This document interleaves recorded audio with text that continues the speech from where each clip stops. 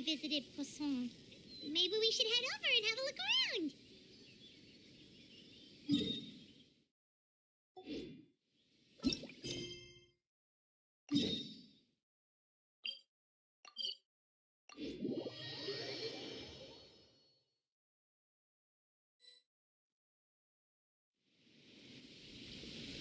Hey, traveler, Paimon.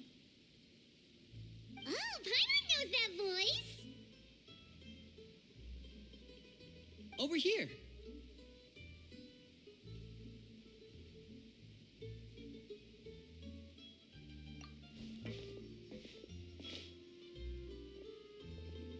To borrow one of the more popular turns of phrase at the moment, this appears to be quite the fated reunion.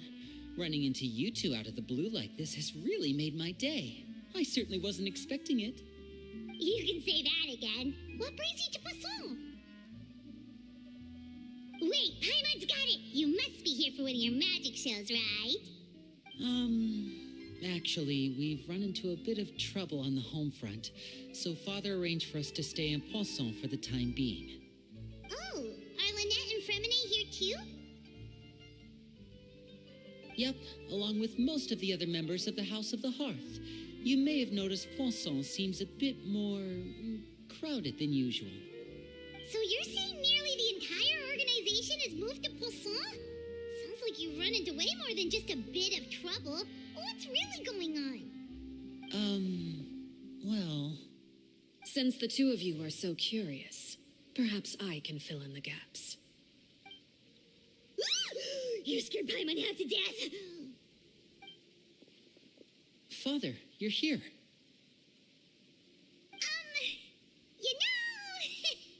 On second thought, maybe we don't need to know. It's all probably super confidential House of the Heart stuff, right? We totally weren't trying to pry or anything. No need to be nervous. I could sense your genuine concern from your conversation just now. Of course, I can also understand your confusion. Sending so many Fatui here to Poisson, it's only natural that some might suspect an ulterior motive to be involved.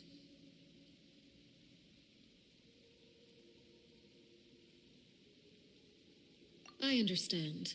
I'm well aware you've had your fair share of confrontations with the Fatui in the past, and I can't exactly guarantee that we'll remain on good terms in the future. As for right now, however, I would say we have little reason to be at odds, wouldn't you agree? The House of the Hearth could stand to be more open with those who have worked so closely with us in the past. As for the issue at hand, well, it hardly relates to any ulterior motive. To be frank, it all stems from a certain rumor circulating around the House of the Hearth. It's an internal matter. What sort of rumor? A rumor that a certain phantom child is hiding away in the House of the Hearth. A phantom child? Ooh, just hearing the name is giving Paimon the creeps. A spirit that should have long ceased to exist is lurking in the shadows of the House of the Hearth. So I decided to bring the children to Poisson before continuing to investigate the situation. I expect I should be able to track down the spirit fairly quickly. After that, it's just a matter of resolving the situation, if you will. It shouldn't be much trouble at all. If you're curious, or if you still have some concerns, it might be advisable to stick around for a few days. I'm sure the children would be exceedingly pleased to welcome some visitors. Lenny, I'll leave you to entertain our guests. I have some matters to attend to. Of course, Father.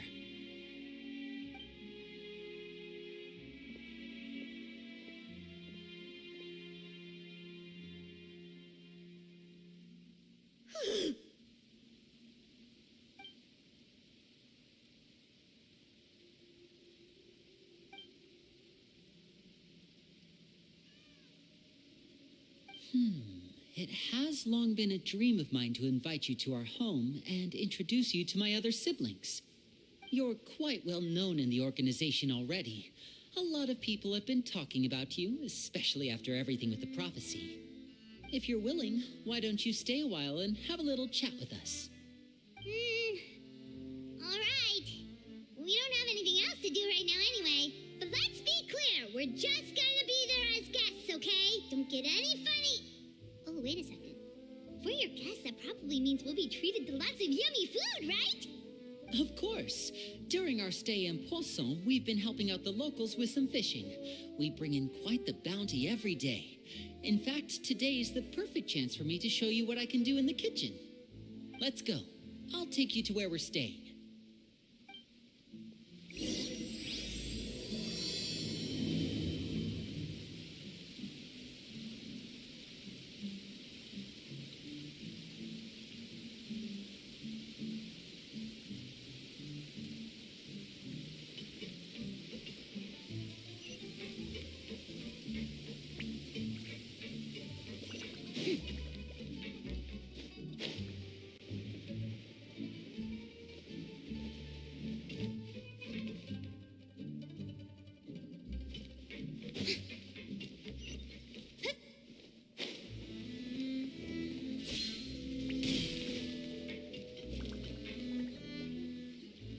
We rented this house from one of the locals to use as a temporary base.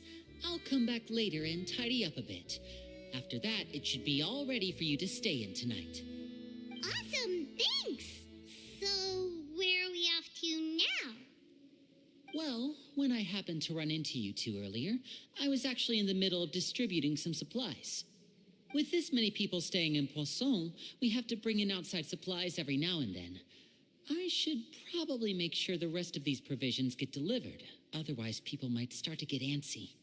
Okay, we'll come with.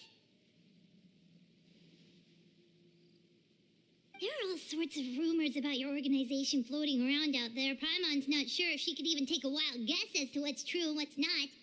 But now that we finally have the chance to see a day in the life of the house, we can take a good look at how you operate. Well, you're more than welcome to come along. Just follow me.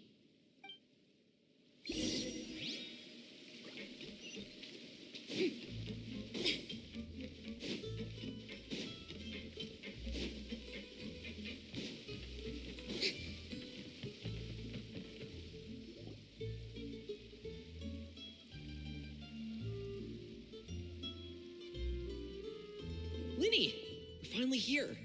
The supplies. I'm assuming you've... Brought them with me? Yep, here you go. Hello? Something caught your eye? It's the Traveler in Paimon! No way! Come here, everyone! Hurry! The Traveler and Paimon are here!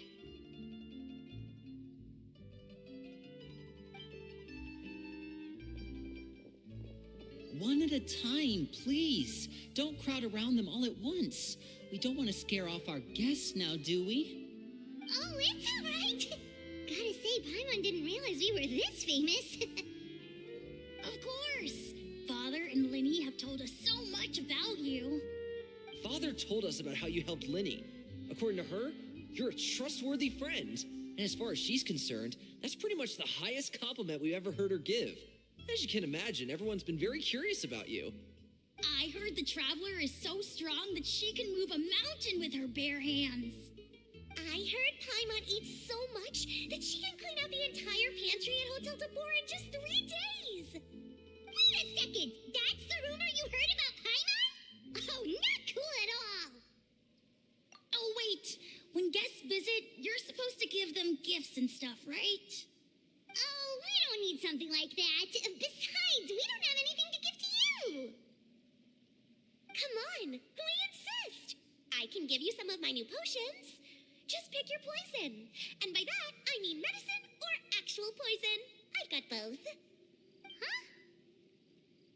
Or maybe Shaplo can teach you guys about stealth. He's super good at it. He's never been caught. Ah, now that's not a bad idea. I know you usually prefer to fight head-on, but it never hurts to expand your bag of tricks, right? When it comes to eliminating your enemies, staying quiet can go a long way. Trust me, I would know. I was poisoned not too long ago, and I'm still dealing with the after effects. So I'm not quite as good as I was before, but I can still give you some pointers. Wait, when you said gifts, I didn't think you meant poison and stealth tactics. But those are the best things we can give you. You don't like them?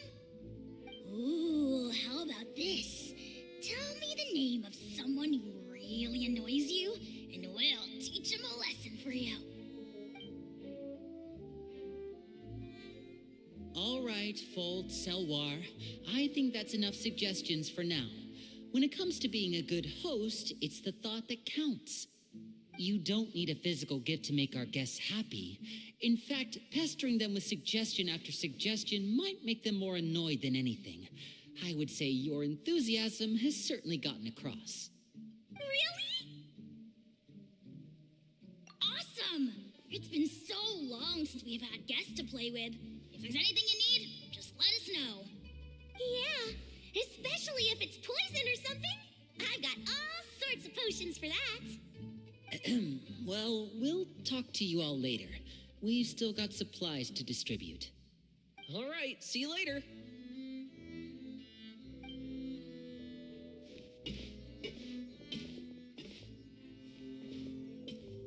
Bye!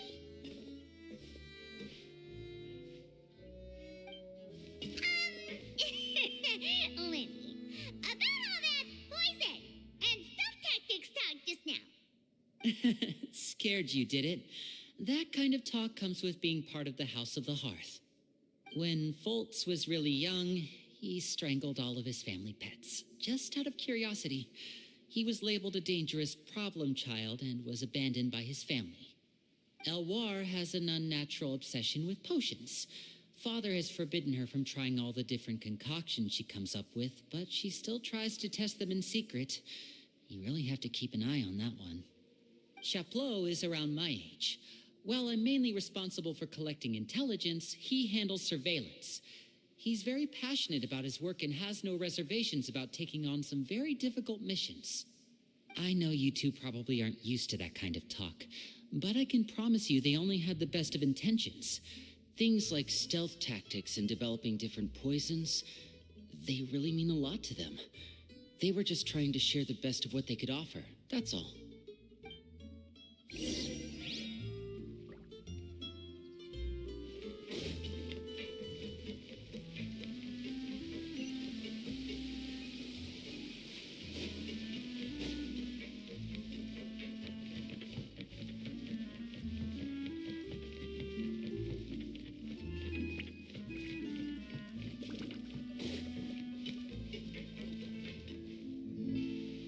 Filial, supplies are here. Thanks. And who are these two? Outsiders? Allow me to introduce you. This is the Traveler and Paimon. Oh, you're the famous duo I've been hearing so much about. It's nice to meet you. I heard you've traveled to all sorts of places. Is that true? Of course, we're making our way all across to that. Oh, good for you. You must be pretty familiar with Fontaine by now, then. Have you seen the new opera that started running recently? I think it's called... The 4,000 Thieves? Oh, this is the first we've heard of it. It seems like it's going to be fantastic. From what I've been able to tell from the posters, anyway. You should definitely check it out if you have the time. Oh, and there's The Blind Maiden, too. That one is supposed to have audience interaction. Seems pretty interesting. After this mission is over, I think I'll go get a manicure. Oh, maybe I should dye my hair. Wonder how much it'll cost. Is it just Paimon, or do these two seem much easier to get along with than the others? Looks like the House of the Hearth has some normal members after all. I heard that. Oops. I'm guessing you're referring to Foltz and the others. Yeah, we're definitely not all like them. I bet those crazies are practically foaming at the mouth right now. I'm sure they just can't wait to get back to Snezhnaya to carry out the plan. That's enough, Filial. Don't talk about family members behind their back, right? Whatever. Let's go. Guess this is goodbye then. If you ever have some time, we should go see the opera together.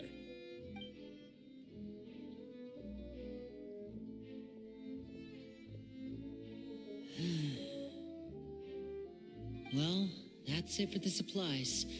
we should probably head back as well.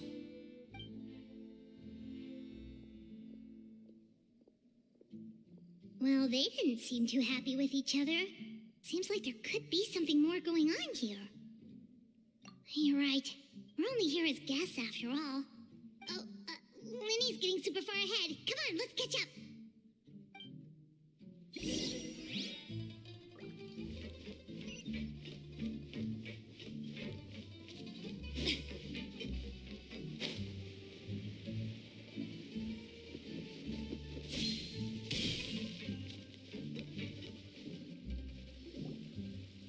So, what do you think of the members you've met so far? Well, Father is always encouraging us to be strong-willed and independent. So if there's one thing we've got, it's people who aren't afraid to speak their mind. Well, I should probably get cooking. Wanna join? Of course! Then let's head out and... Uh-huh. Fremine, what are you doing here? Well, Fremine, nice to see you again! you too. I heard you're here as guests of House of the Hearth. Welcome. We were just going to make some food. Why don't you come along? I could use some help in the kitchen, and I seem to remember you mentioning you wanted to make seafood soup for the traveler in Paimon. Seafood soup? Oh, Paimon's drooling already. Were you looking for something just now, Fremine? Maybe I can help. It's nothing. I just wanted to see if there were any extra supplies. Yeah, we've got some left over. What do you need? Some food and water, and some clean cloth, if possible. No problem. Give me a second here. Food, water... Wait a minute. What do you need all of those for? You're not on any missions as far as I'm aware, and you were just going to come eat with us. So what's this all about? I thought I'd grab an extra portion because I get hungry at night. Could be because I'm growing, you know, and... Fremine, you remember what I told you? You're not like me. Your lying skills still need some work. Tell me what's going on. Is it really bad enough that you have to keep it from your own brother? Maybe it'll be better if we gave them some space.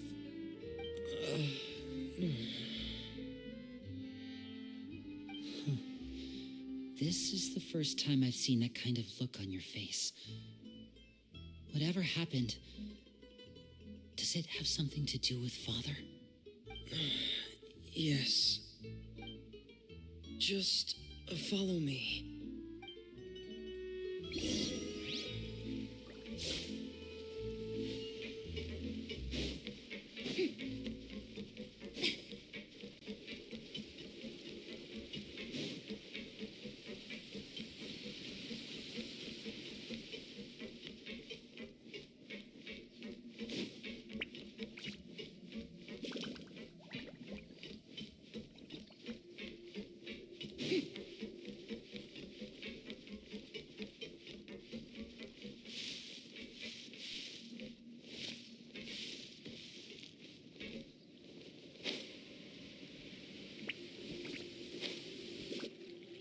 You're back! Oh, and you've brought some friends with you this time. Hello, my name's Linny. I grew up in the House of the Hearth. And you are? Hi, Linny. I'm also a child of the House of the Hearth, just like you. You can call me Clairvy. Clairvy? It's nice to meet you.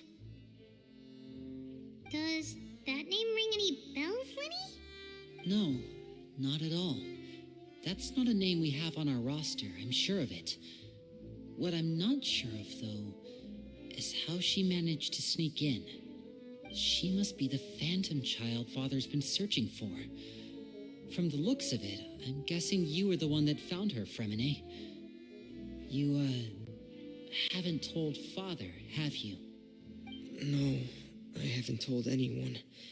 I've just been keeping her hidden. For how long?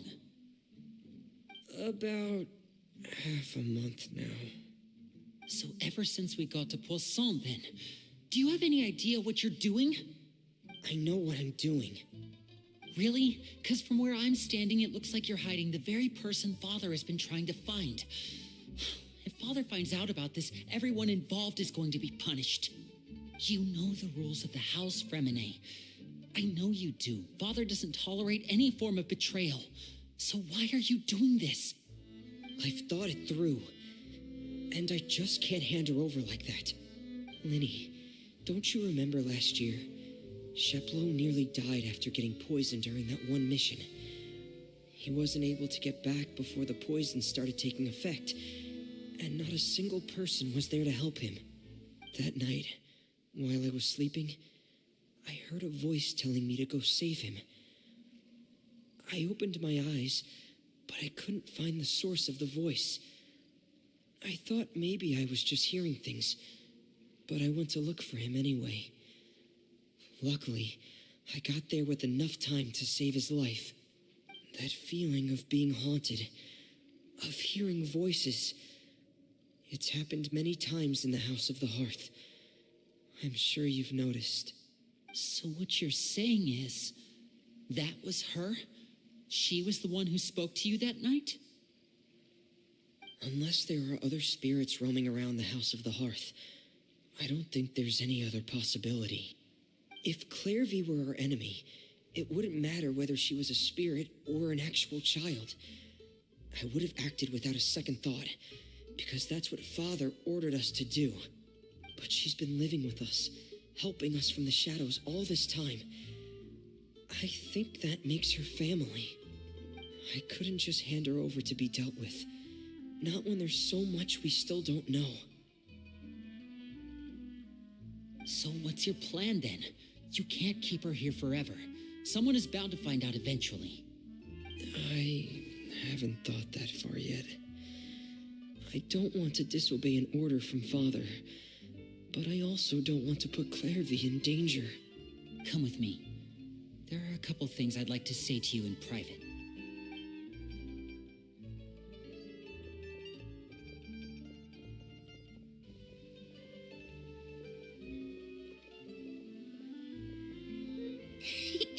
Those two sure care a lot about each other. Well, they got a funny way of showing it. From where Paimon was floating, it sure seemed like they were about to bite each other's heads off. No way. They have a really deep bond. I could tell right away, because I also have a friend like that. I just don't know how long that kind of bond can last.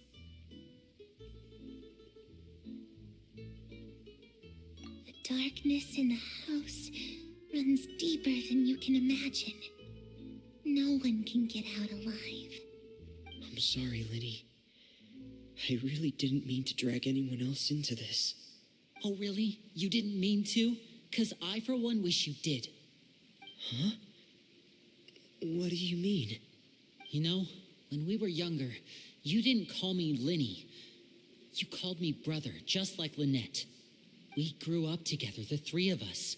We were all orphans, all rescued by Father. Of all the siblings in the House of the Hearth, I think our bond was the closest. Later on, when you started calling me Linny, I wasn't actually surprised. After all, Lynette and I are related by blood. We've had to depend on each other to survive long before we joined the house. Linny, The darkest and most difficult moments of my life happened before you and I had ever met. I'm sure that's true for you as well. Even so, Fremine, we've stood by each other for all these years now, and to me, that means more than blood. You and Lynette are the most important people in my life. No one can replace you. So I won't let you face anything alone. Not if I can help it. Oh, looks like things are getting kind of heated between Linny and Fremine. Maybe we should go check on them. Oh, it's raining. I should put my clothes away.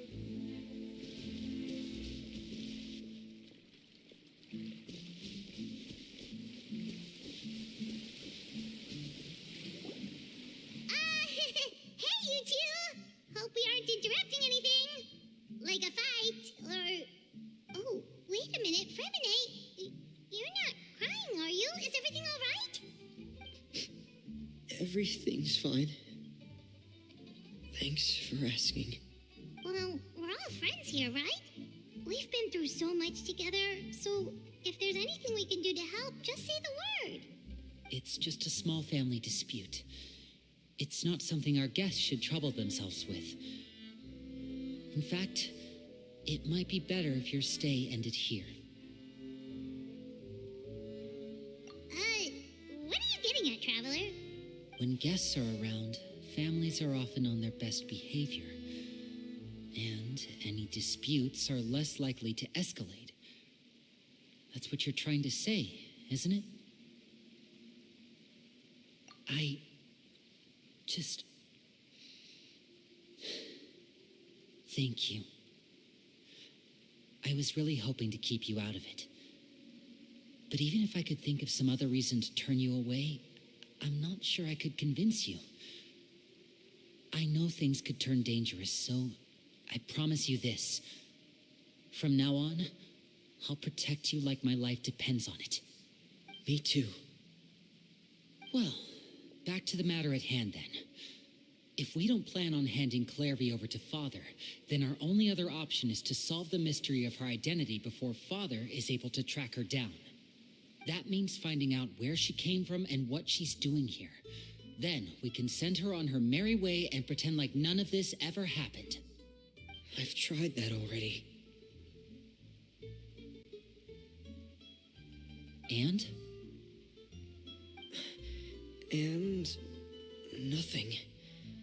I tried taking her somewhere really far away, but after some time, she just reappeared. She even came with us all the way to Poisson. It seems like wherever the house is, she follows. I don't know much about spirits. Do you two have any ideas? Let's see here. Paimon remembers hearing something like, if you fulfill a spirit's last wish before they died, they'll let go of whatever's keeping them here and return to the ley lines. Oh, it's just that Paimon doesn't really remember where she heard that, so it's not guaranteed to work or anything. Well, sounds like it's worth a shot. Guess that means we should go ask her about her wish. But first, Fremine, I need you to promise me something. What is it? I need you to promise me that this will stay between the two of us. We're the masterminds behind this whole thing. No one else gets involved. Can you do that for me? Of course. I promise. All right. Then let's seal the promise just like when we were kids. Fist bump on 3. Ready? 1, 2, 3. I swear.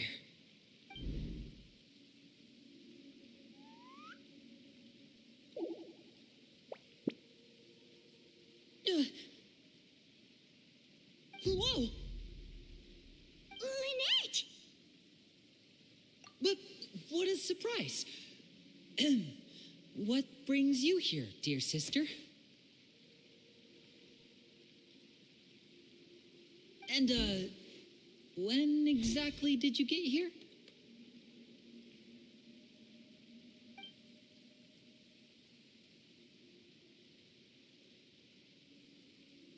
You're an idiot, brother.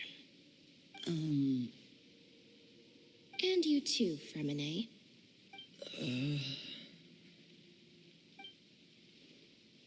You 3, Traveler. And you 4, Paimon.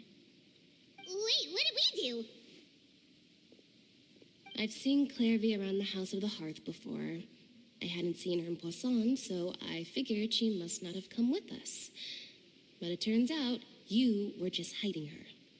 I heard you talking about your plan. Rather than steering clear of the situation, I'd rather fully join in.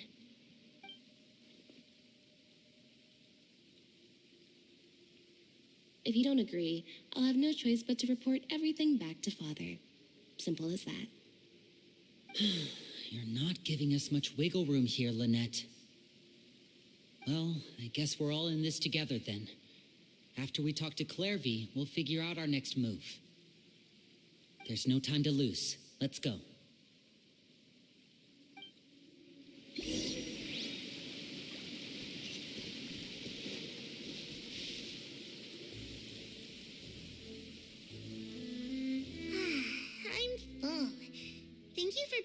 this food, you guys.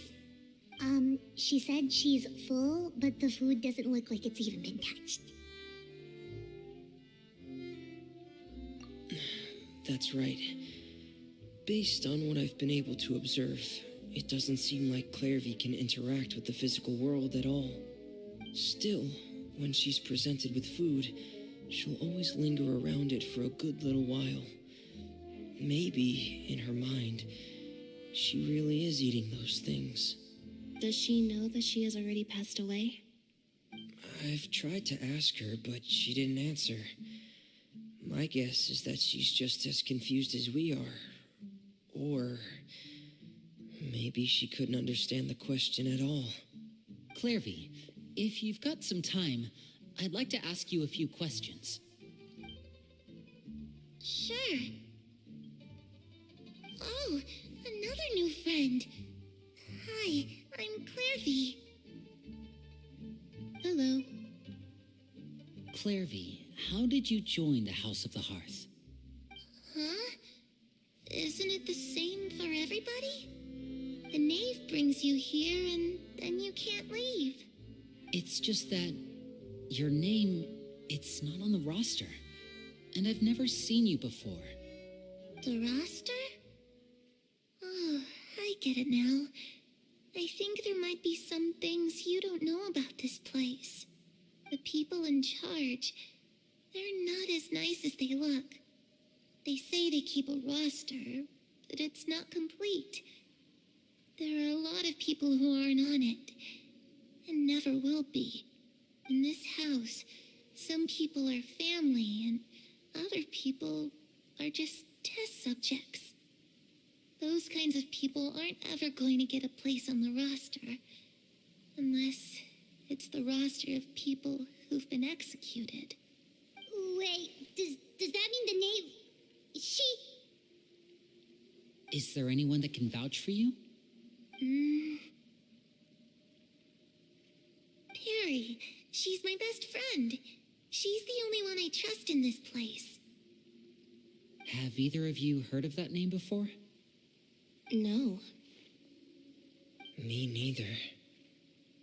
Clairvy, Perry. Neither of those names are on the roster. But it seems like she's telling the truth. Either that, or this kid's already got a bag of tricks bigger than mine. Maybe we should try a different approach. Clairvy, do you have a wish?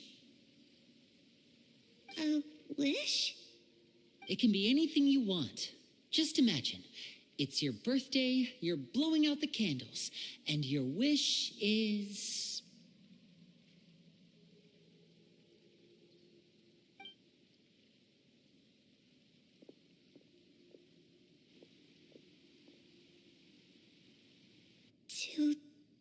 To go outside, where the sun can find me.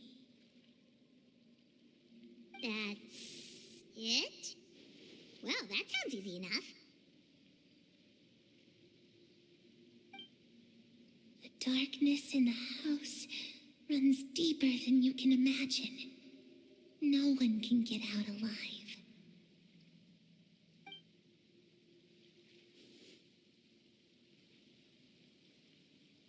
Okay, time to divide and conquer. Listen up, I've got a plan. I'll try and find a way to use basic illusory magic to take Clairvy outside and bring her somewhere with sunlight. Lynette, try and find the list of executions that Clairvy was talking about and see if her name is on it. Fremine, you stay in Poisson. We can't be the only ones who've had run-ins with Clairvy. I need you to collect intel on everything she's said and done. Understood. I'll try my best. What about us? What should we do? I really appreciate your willingness to help, but this is a family matter. I don't want to drag you in too deep. It's too risky. Let me think. Since Father considers you to be guests, maybe you could stick by her side for a little while. You don't need to do anything except keep up some nice, casual conversation. Ah, Paimon gets it. You want us to distract her. I'll give you a magic bird. If Father suspects something, all you need to do is release it when she's not looking, and it'll alert me that something's wrong. Of course, that's only as a last resort. If Father doesn't seem to notice us, there's no need to make contact. We'll reconvene here tonight after all's said and done. If the worst-case scenario happens and we're discovered, just tell Father everything. We're not going to let our guests get punished for our own actions. That's where we draw the line.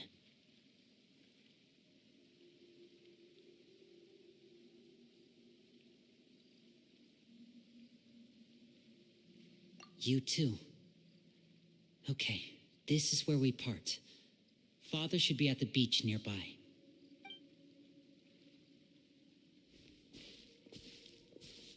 I really hope this goes well. No, it has to go well.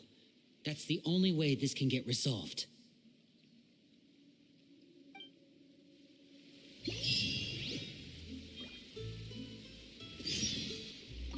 Clairvy, I'd like to take you somewhere. Is that okay with you? Sure. Where are we going? Clairvy, I'd like...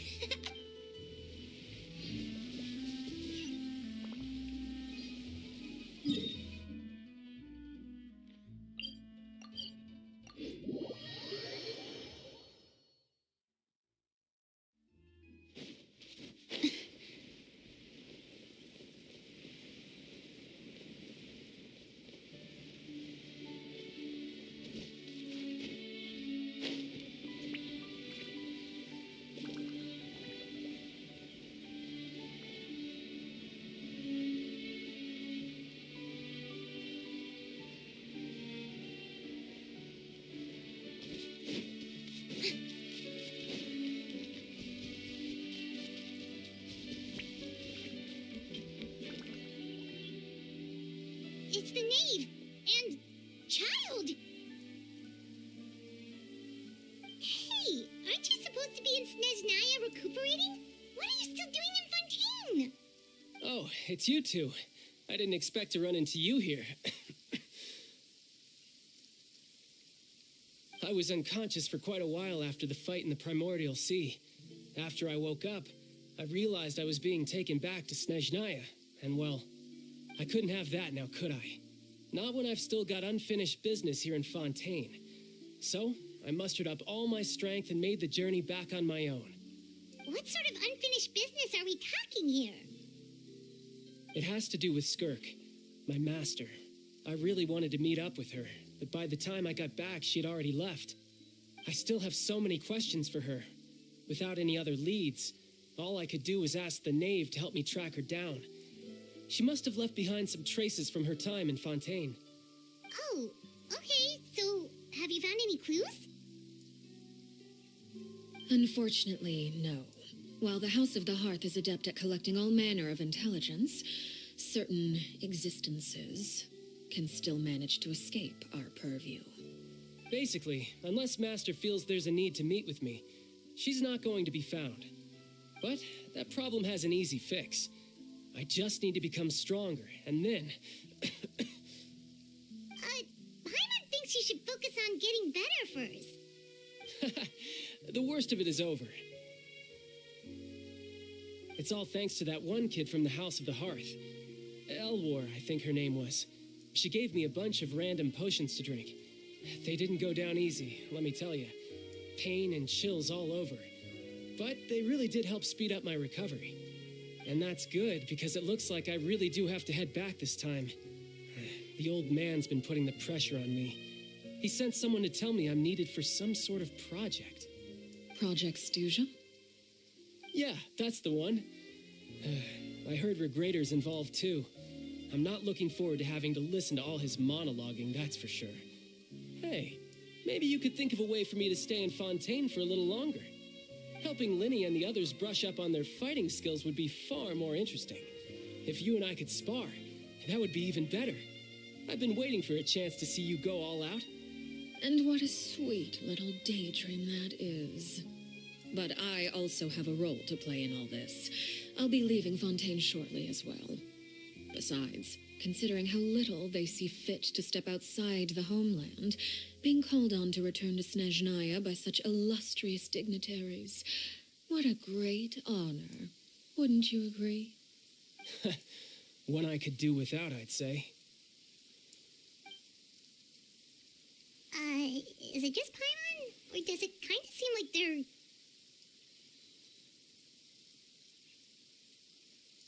So, dear guests of the House of the Hearth, to what do I owe the visit? Well, we just...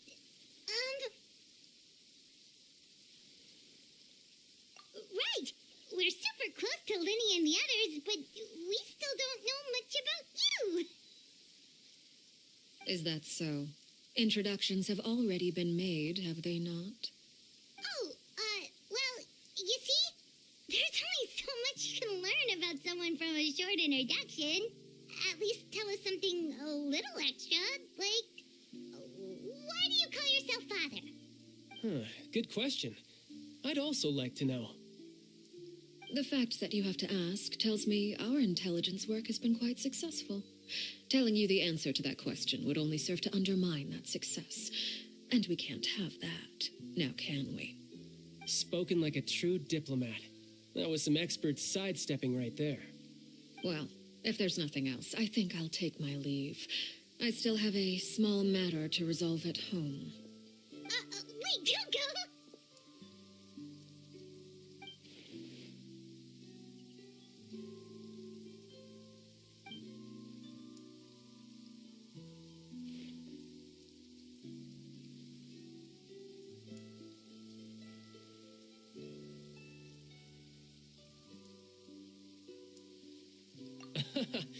I'd also like to hear the answer to this. I've met some of the members of your organization, and they all seemed like really good kids. They actually reminded me of Tonya and Tusser. Which, by the way, if you ever betray them, I'm just letting you know, I won't let you off easy. And why would I betray them? Well, you've already betrayed the House of the Hearth once, haven't you? At least, that's what I heard.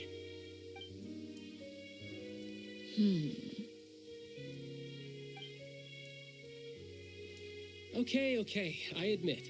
That's just what the old man told me. The rooster, I mean.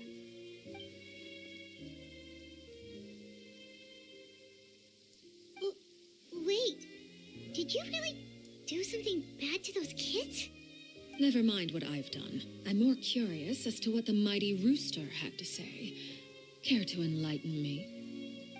Well, nothing much.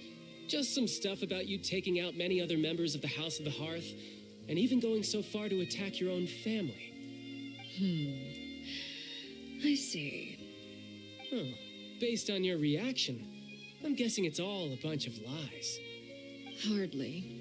I don't appreciate his particular turns of phrase, but I suppose he didn't say anything untrue. Although it would be more accurate to say that there is a certain level of prejudice involved, but I don't intend to clear that up just yet. Prejudice has a funny way of concealing the real truth behind certain things, an attribute that I find to be quite advantageous. Call yourself a Fontanian, for example, and people will assume all sorts of things, when the real truth is that this is simply the land where I was raised. Huh? You're not actually from Fontaine? But then why did you try to help out with the prophecy and everything? I was trying to protect the children born in Fontaine. Claiming that I myself was a Fontanian simply made it easier to operate. People would hardly suspect a fellow Fontanian of having any ulterior motives. Who wouldn't want to save their homeland after all? The primordial sea wouldn't have any effect on me, but it would have caused great harm to the House of the Hearth. Well, you wanted extra information, didn't you? There you go. I hope that satisfied your curiosity.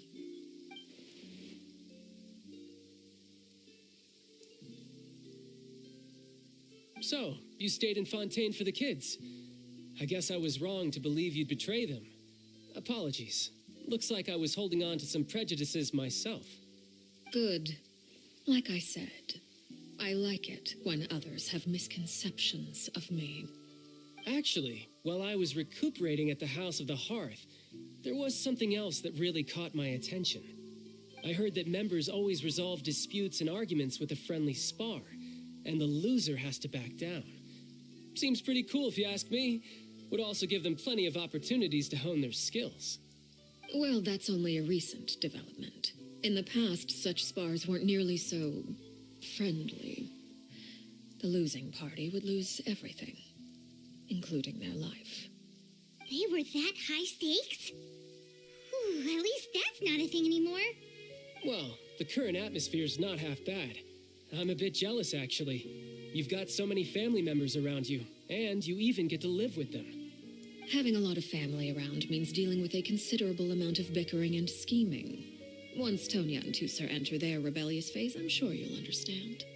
Just imagine. Tusser becomes obsessed with plucking out strands from the rooster's mustache, or Tonya decides to dye her hair 42 different colors. Okay. I get the picture.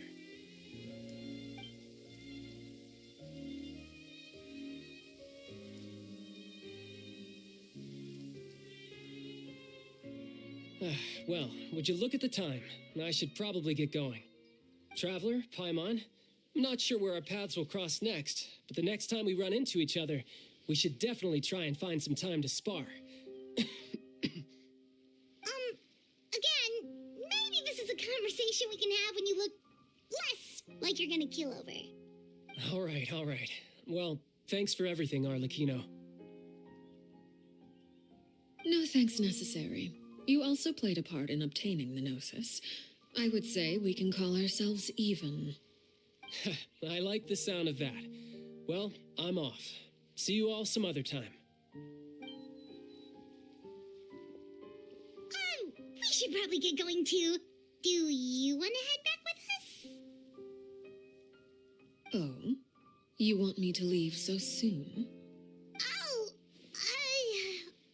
what do you see? I'm rather enjoying the evening breeze. If you don't mind, I think I'll stick around for a bit. I have some things to think about. Apologies for not attending to you like a proper host. Please forgive this slight. I do hope you'll have a pleasant stay. We managed to keep her distracted until nightfall. Good thing Child was there to keep the conversation going. You don't think she suspected anything, do you? Oh, I wonder if Liddy ran into any issues. Let's hurry back and see how everything went. Oh? You decided to stay a little longer? Let's take in the ocean view together, then.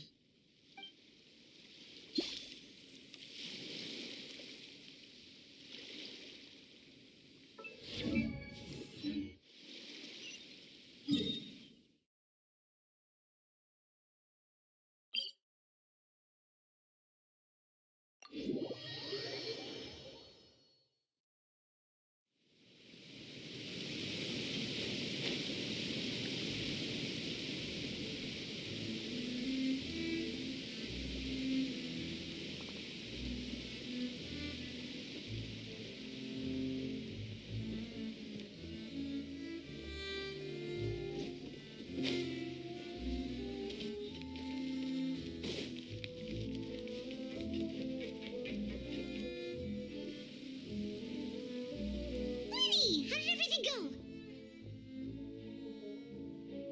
Well, long story short, we ran into a small issue. Clairvy can't... Everything was fine at first. She followed me up to the surface just like I told her.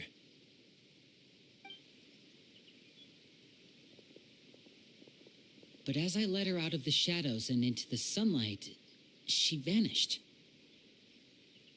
I turned around and there she was, standing at the edge of the shadows, silently watching me. Huh. Maybe she's afraid of sunlight, or... No, it wouldn't be her wish if that were the case. Well, we could always try pushing her into it.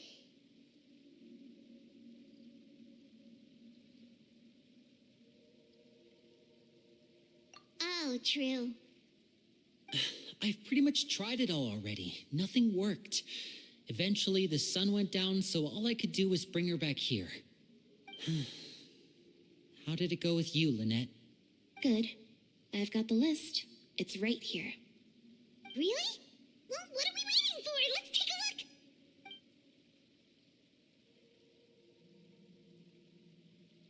Oh, that's a lot of pages. Oh, it's gonna take forever to get through it all. We can each take a section. Here. La Pouillade, l'endroit, chambre, horaire.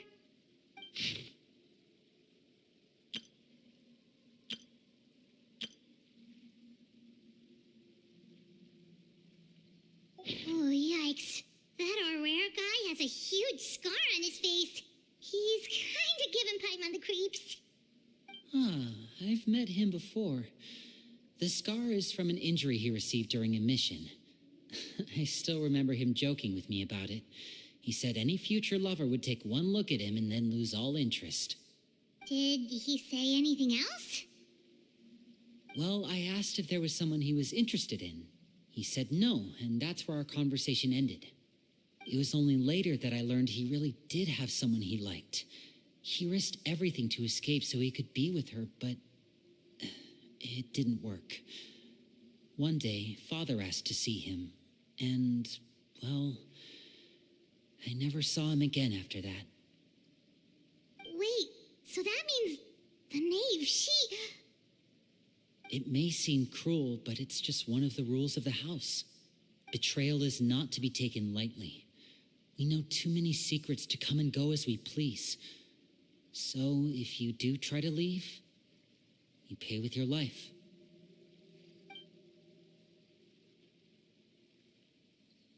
Her name's not here, huh? Well, that's not too surprising. It doesn't seem like this list is complete. It only contains records dating back around 5 years. Let's shift our attention then. Fremine, were you able to find anything out? Fremine. Sorry. I was thinking about something.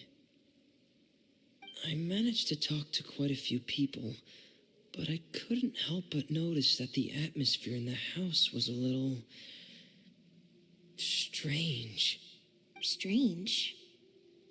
Yeah, I mean, I know there have been arguments in the past, times when people haven't gotten along.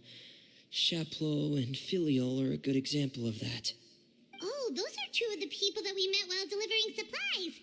Paimon can see how they might not get along. They had very different vibes, and their, interests seemed to be pretty different as well. That's to be expected, actually. Father brought us all here, shared her knowledge with us, taught us how to fight. That's one thing we all share. But that's also where the similarities end. Not all of us feel the same desire to stay here. As members of the House of the Hearth, we're also considered part of the Fatui.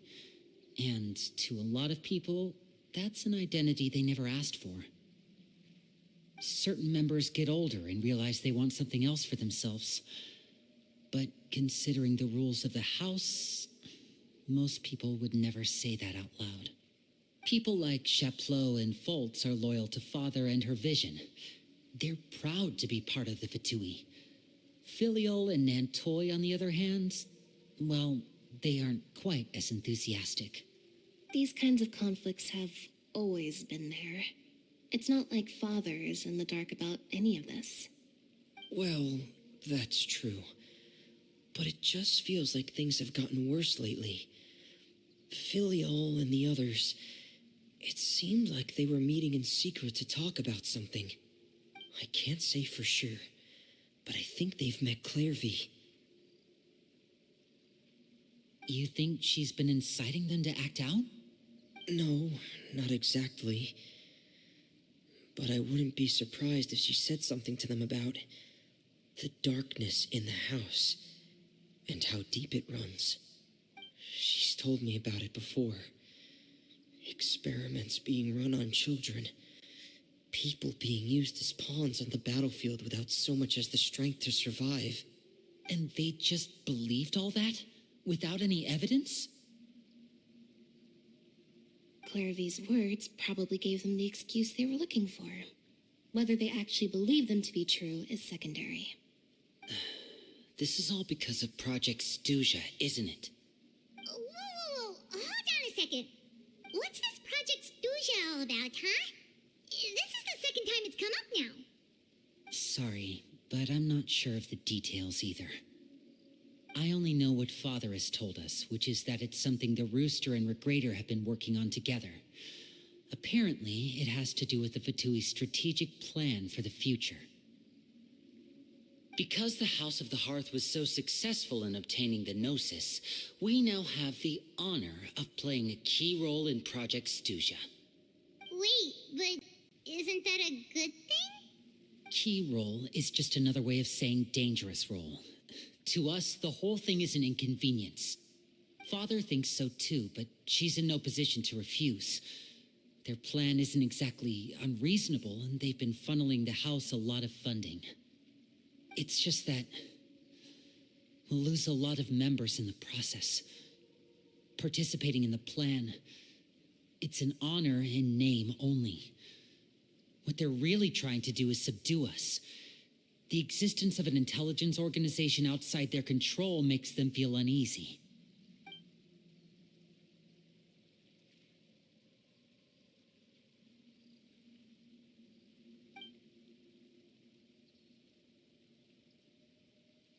Okay, super complicated top secret Fatui business aside, what does all of this have to do with the conflicts you were talking about earlier?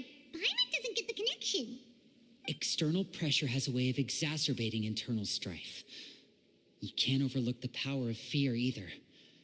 People are afraid of dying, and that fear is often the impetus for a lot of stupid decisions. I thought resolving the Clairvy situation would make everything go back to normal, but it looks like things are more complicated than I thought. If we leave Filiol and the others to their own devices, sooner or later, Father will be forced to take action. We can only focus on one situation at a time, brother. You're right. Even if we confront Filial and the others, it won't do any good. It might even make matters worse. We should focus on Clairvy for now. Well, it's getting late.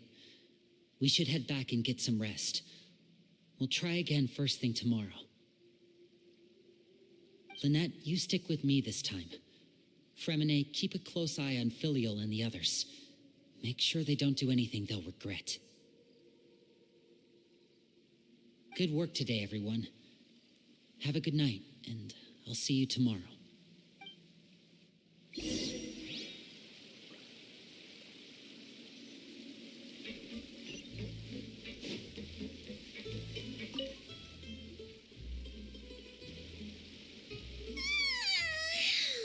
I'm always looking forward to an early night, but she can't sleep at all. Hey, you don't think the knave will be too angry with Linny and everyone if she finds out about all this, do you? She's even scary when she smiles. If she were to actually get angry... Ooh, you have to protect Paimon if that happens, okay, Traveler? Oh, well, in that case, we should just plan on running away. We'll grab Linny and the others and we can make a break for it as fast as we can. Look! Look over there! Quick! Let's catch up with her before anyone sees!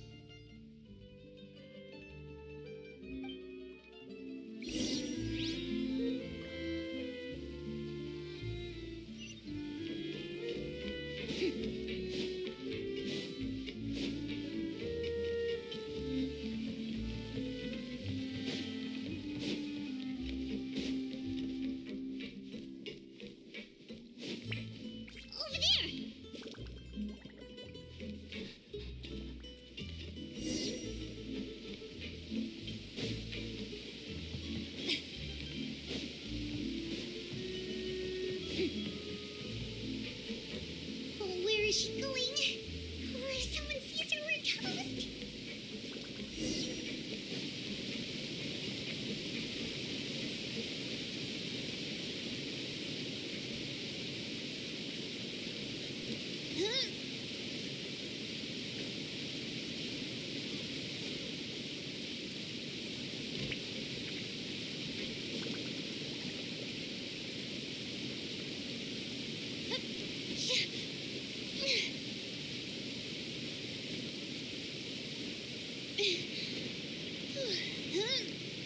Oh, look! She stopped!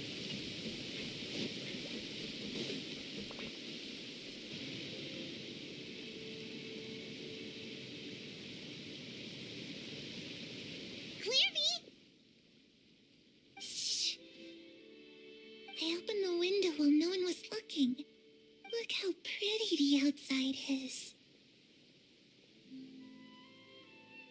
If only I could have more than this.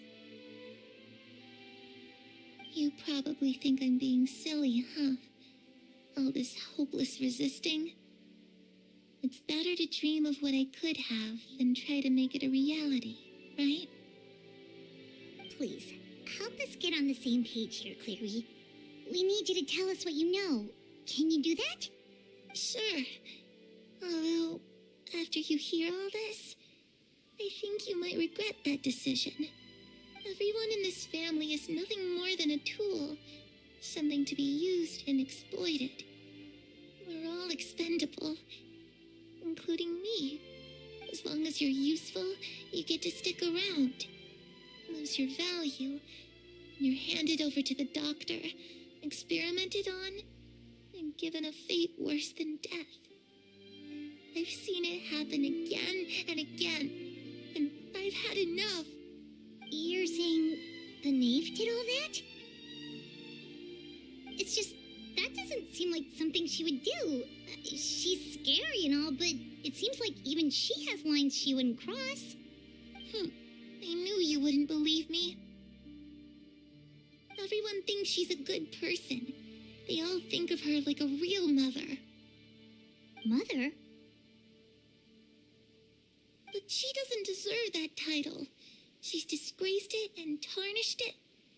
And if I had things my way, I'd never see her again. If only Perry were here, she'd understand. Perry? There's that name again. Also, Paimon's getting a strange feeling. It almost feels like she's not really here with us. Paimon can't tell if she's actually talking to us or if she's mistaken us for someone else.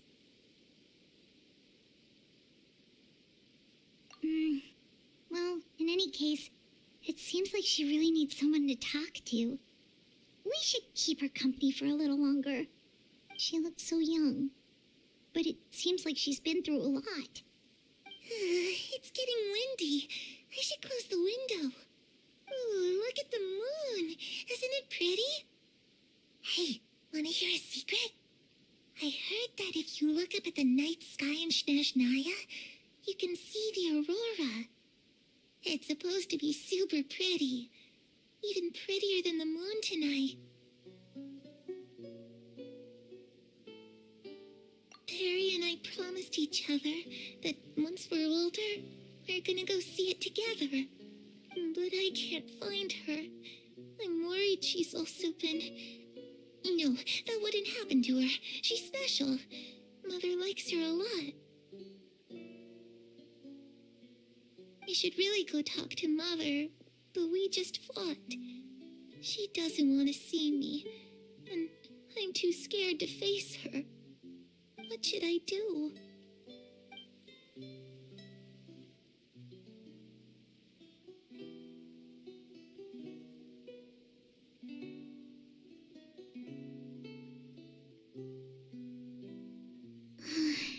Paimon really doesn't understand what's going on with her.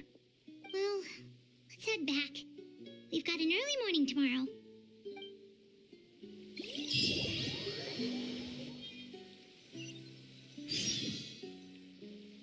All right, looks like we're all here. Let's go ahead with the plan. Oh? What is it? What makes you ask that? Well, we kind of ran into Clairvy last night, and that's what she told us. We met the doctor back in Sumeru. He's super dangerous, and he's done all sorts of bad things. It's possible that Father and the Doctor have had certain dealings, but I don't think Father would work with him. We're not really on the same side, so there's not a lot of trust between them. That doesn't exactly set the stage for a successful partnership. I did hear, though, that when Father first became a harbinger, the doctor offered to work with the House of the Hearth. Father rejected most of his proposals, except for one. It had to do with some sort of secret experiment. Secret experiment? Could that be what Clairvy was talking about? I don't think so. I don't know any details about the experiment itself, but I do know it's an entirely independent operation. The doctor only proposed a direction for the research. That was the extent of his involvement. I still don't think that counts as working together. The details of the experiment are confidential, but complete records are kept on all participants. That doesn't seem to be the case with the situation Clairvy referred to. I know you don't agree with some of the Fatui's methods, and I'm not asking you to. But I am asking you to trust us on this. The House of the Hearth has its own principles. There are certain lines we're not willing to cross. All right, that's good to hear at least. Clairvy seems to think the knave and the doctor worked together to do something horrible. If that turned out to be true, Paimon doesn't know how he would even face you guys. It's just that it doesn't seem like Clairvy is lying either. The easiest thing to do would be just ask the knave directly, but Paimon doesn't think she'd tell us.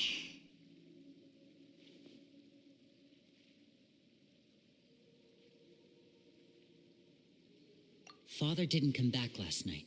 She's probably still near the shore. We'll be counting on you to distract her. Lynette, you're with me. Fremine, you know what to do. Be on your guard, everyone. All right, let's get to it.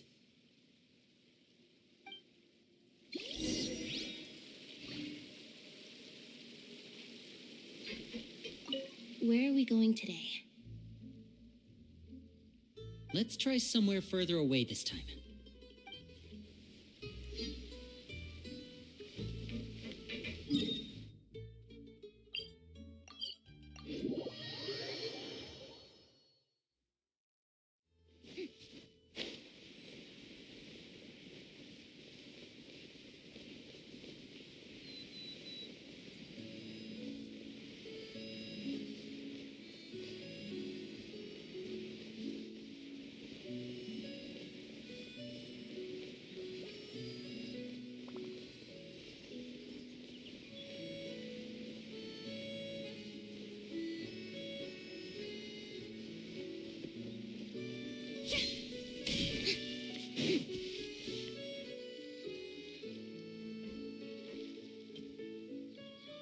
Oh, it's you two again.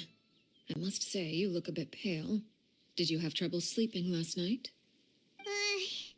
A little. Perhaps if you had less on your mind, you'd be able to absolve yourself of such troubles. So what are you planning to do now? Catch up on some sleep? Or should I give you some time to rack your brain for a topic to discuss before I ask any questions? Although I must profess to being curious. Without child here, how do you plan on distracting me? Us? Distract you? A good one. But no, we were just here for a chat. Looks like you could have used some extra time to think. No matter. If you don't have any other plans, why don't you accompany me somewhere? Don't worry. I'll be sure to steer clear of any scheming children. The ocean breeze is sure nice today.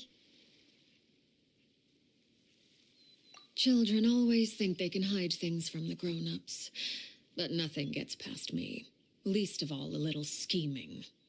I think I'll let them have at it for a little longer. I can be very patient. Well, I'll leave you to think things over. If you're so inclined, meet me outside the Palais Mermonia. Good things come to children who do as they're told. So I do hope you decide to tag along. If only for your friends' sakes.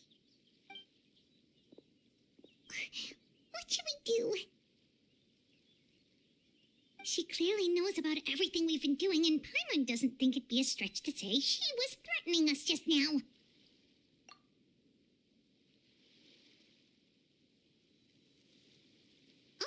Good idea. Hopefully he sees it in time. Well, we should probably head to the Palais Mermonia. Paimon doesn't want to find out what happens if we don't show up.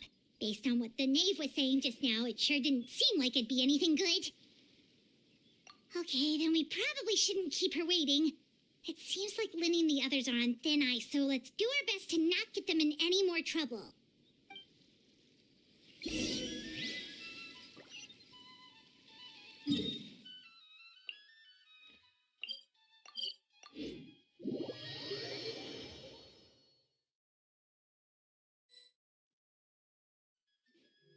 Seeing as we still have some time before my meeting, we might as well enjoy some pleasant conversation while we wait.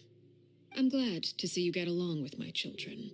Being surrounded by good companions is necessary for a child's development. You're not planning on doing anything to them, are you? I assume you're referring to Lenny, Lynette, and Fremine. Although, there's that situation with Filial and Nentoy as well. It appears quite a few people have been acting out lately. No matter. I'm not one to discriminate. All those who betray the house meet the same fate. There are no exceptions. Does that mean you're going to kill them? Oh, are you here to beg for their lives? I'm sorry to disappoint, but the rules of the house change for no one. In my organization, everyone is responsible for their own actions. But don't you care about them at all? They really respect you. They even call you father. You must feel something for them. Any organization in which feelings come before principles is one destined for ruin. The House of the Hearth is hardly an exception. You could say our principles are more stringent than most. Perhaps I can offer you this consolation at least. As our guests, you two will not be held accountable along with them.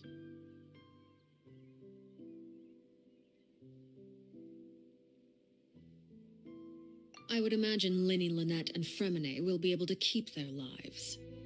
As for Filial, Nentoy, and the others, I'm afraid there's little I can do. They can try to escape, but once you know our secrets, there's no getting out alive. But that's awful. Ah, you seem concerned. Out of consideration for my guests, I suppose I could turn a blind eye for a little longer. If Linny and the others manage to dispose of Clairvy in the meantime, all evidence of their wrongdoing will be lost. In that case, I could hardly punish them for something I couldn't prove. If their efforts are unsuccessful, on the other hand, all will be held accountable, and the punishment will be severe. Of course. Oh, and here, I believe this belongs to you. Do try and keep better track of it next time. It takes a considerable amount of time to train a bird like this. It would be such a pity if you were to lose it. Permanently. Wait, where did you get that? Well, I'm afraid that's all the time we have to chat. Now, for the matter at hand. I asked you to meet me here because I have business at the Palais Mermonia. It has nothing to do with you, but I think it would be prudent for you to stick by my side for the time being. There will always be time later to run off and tell Linny what you've learned. Well, time to go. Looks like we wrapped things up just in time.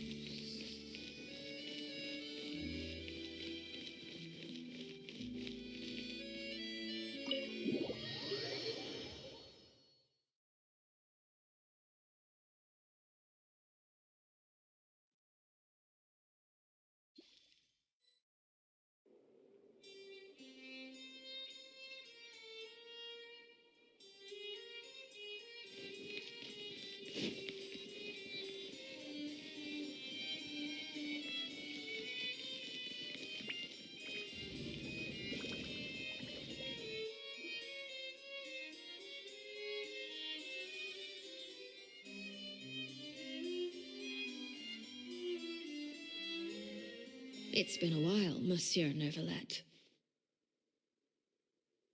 I must say, I wasn't expecting my meeting request to be approved quite so quickly. The Palais Mermonia operates with an efficiency worthy of admiration. It is only right that an esteemed diplomat such as yourself should be afforded the proper level of respect. Although, if I may speak plainly, I must confess that I did not anticipate we would have the occasion to meet again after presenting you with the Gnosis. I see you brought the Traveler and Paimon with you as well. If I may inquire as to the purpose of your visit. I'll be departing Fontaine shortly. There is, however, an outstanding matter that I would like to see resolved before I go. It requires a rather lengthy explanation, I'm afraid. So I took the liberty of explaining everything in this proposal. Please review it at your leisure, Monsieur Neuvillette.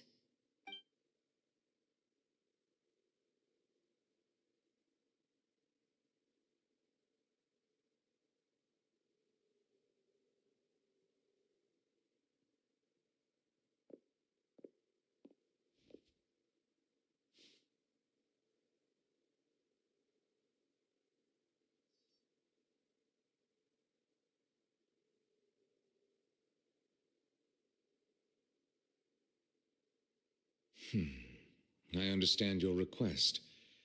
However, at the risk of causing offense, I must admit that I fail to see why you would wish for such a thing. I heard you have a certain fondness for water tasting, Monsieur Neuvillette, so allow me to use water as an analogy. A family is like a large body of water with countless rivers flowing in and out. As someone who watches over this system, I would hope that each river that flows from the source will eventually reach the ocean. Of course, objectively speaking, I know this is impossible. Most of the rivers will dry up along the way, disappearing into the ground and leaving nothing but a barren riverbed behind.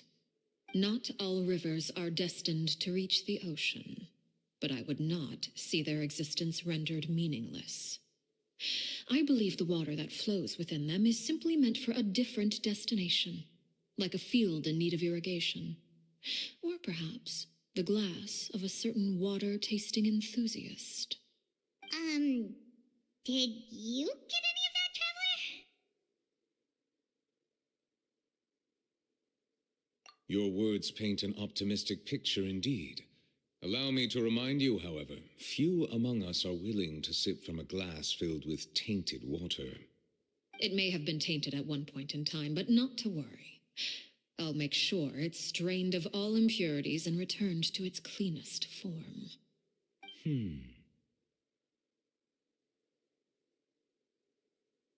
I seem to recall there being a transactional aspect to your proposal. Perhaps you could expound on that? If you accept my proposal, Monsieur Neuvillette, I will gradually withdraw my forces from Fontaine. And, unless absolutely necessary, I will no longer carry out any special missions within Fontaine. I presume I can take your words to mean that, in the future, cases similar to the Tartuffe assassination will cease to cross my desk? Tartuffe? Ah, that thief who embezzled funds from all those charities, you mean? My deepest condolences to his family, but without any evidence, I cannot imagine how the House of the Hearth might have been involved in his passing. Of course, if you accept my proposal, Monsieur Neuvillette, I'm sure certain measures could be taken to reduce the frequency of such troubles. You choose your words carefully indeed. In that case, I am inclined to accept your proposal. My thanks for your generosity, Monsieur Neuvillette. Well, with that settled, we should be going now. I took the liberty of bringing along 2 bottles of spring water from Snezhnaya for you to enjoy. I do hope I get the chance to hear your impressions. Perhaps at our next meeting, yes? Indeed. I trust you would not overlook your commitment in the meantime. All right, Traveler Paimon. Time to go.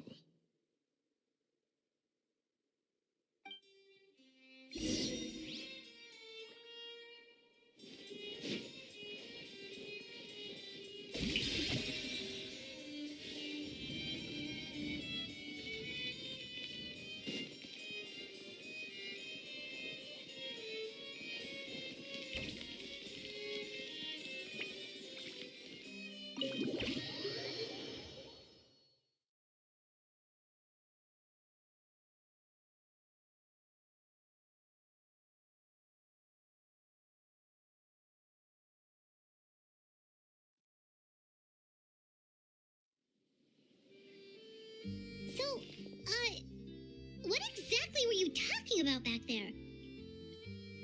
Paimon only heard you mention some rivers, a large body of water, and then some kind of irrigation scheme. You really want to know? I would imagine there might be more pressing concerns at the moment. Winnie, Paimon really hopes everything's going okay. Oh, Paimon recognizes that look. You've got your tiki cap on, don't you, Traveler?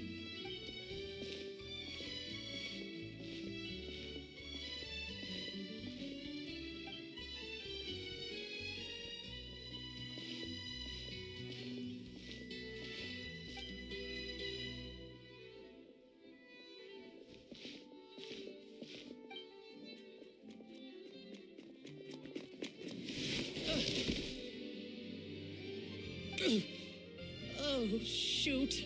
Are you all right? Oh, jeez. I'm so sorry. I was so focused on selling these papers, I wasn't looking where I was going.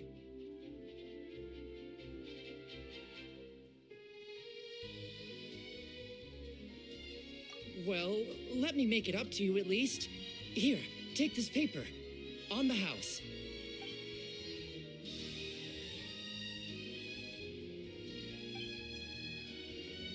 Oh, you don't have to give us anything.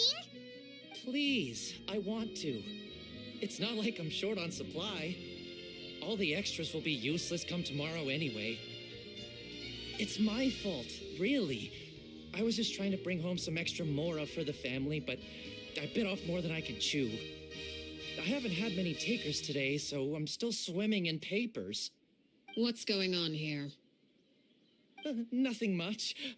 I just ran into your friend here on accident. I should probably get going, actually, so... Hold on. Of course, I'm happy to compensate you with mora. It's just... I don't have any on me at the moment. I'll take 3 papers. Here. Your payment. Oh, thank you for your patronage. May the Archons bless you with good fortune. If only I had the chance to run into such generous customers every day. I should probably just take on a smaller inventory though, right? I'm getting married soon, so sometimes it's hard to not get ahead of myself. Anyway, I should head out. Goodbye! Well, now that my affairs are settled, we should take the boat back to Poisson. We've even acquired some light reading to enjoy along the way.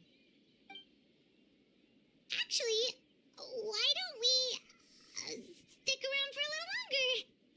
Paimon just realized how hungry she is. She can't head back to Poisson on an empty stomach.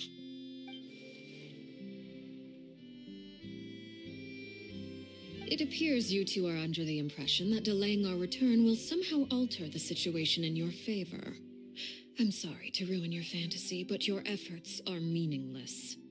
That being said, I could be persuaded to give Linny some extra time. I just have one condition. If you agree to my request, I'll even answer some of your questions. You're quite curious about Clairvy, are you not? And my relationship to her. Wait, why are you being so generous all of a sudden? You're not gonna ask us to do something bad, are you? You overestimate yourself. You don't have the talent for bad things. Then what can you possibly... The most important consideration in a negotiation is that both sides receive something they want. Demands and threats only get you so far.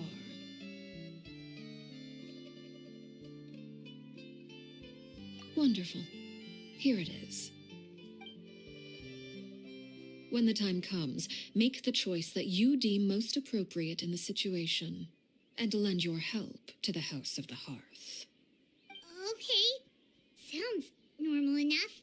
But what do you mean, when the time comes? When is that supposed to be? That is for you to decide. Then we have a deal. Follow me.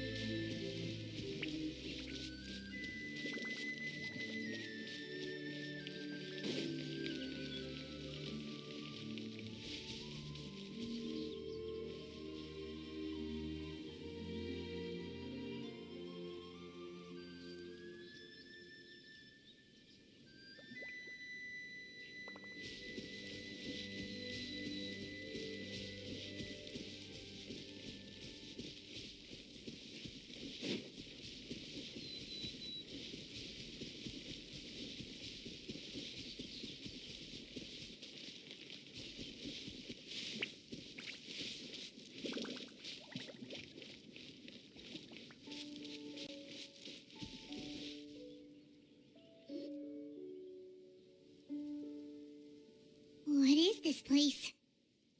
Somewhere long forgotten by everyone. It used to be a grand building. Now it's nothing more than a pile of rubble. No one comes here anymore, nor does anyone care about what once happened here. Although, this place does have something to do with the story I'm about to tell you. It was before I became a harbinger, and before Lenny and the others joined the House of the Hearth. Due to certain events, I first killed Clairvy and then her mother. And this is where it all happened. You were the one that killed Clairvy? Patience now. Allow me to explain Clairvy's side of the story first. I'll start from the beginning. Clairvy was 6 years old when she was brought by her mother, Crucibina, to live in the House of the Hearth. From the outside, it seemed like a fairy tale. A thriving family made up of kind adults and friendly children. Crucibina was the knave at that time, and the House of the Hearth was under her control. She was Clairvy's mother by blood, but she was also the mother to all the children in the house. Clairvy was happy here, for a time. But she quickly realized that being part of this family wasn't a fairy tale at all. It was a kind of purgatory. Purgatory? Exactly. The House of the Hearth takes in war orphans from all over Teyvat. But as for how to raise them, that depends entirely on the person in charge. Crucibina came up with a novel idea. She would teach the children to fight, force them to duel each other, and then crown as the king of the house the child who proved themselves most worthy of inheriting her title. It's difficult to estimate the number of children who died or were maimed in the process. There's little I can say about the ones who died. The ones that emerged with permanent injuries, on the other hand, well, they still served a purpose.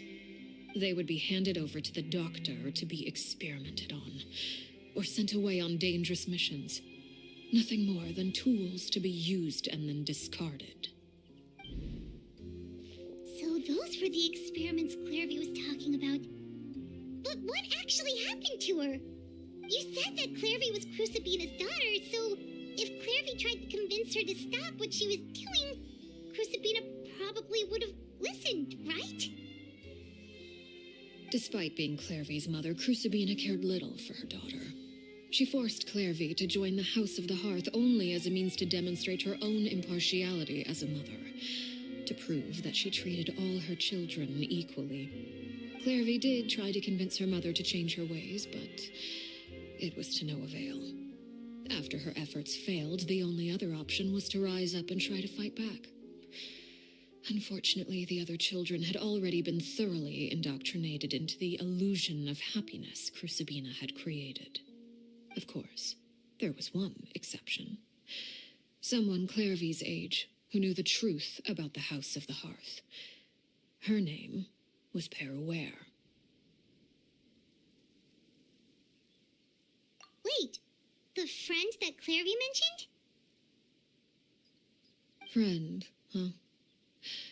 I suppose we can call her that for now. Clairvy was a cheerful and passionate person with a tenacious spirit.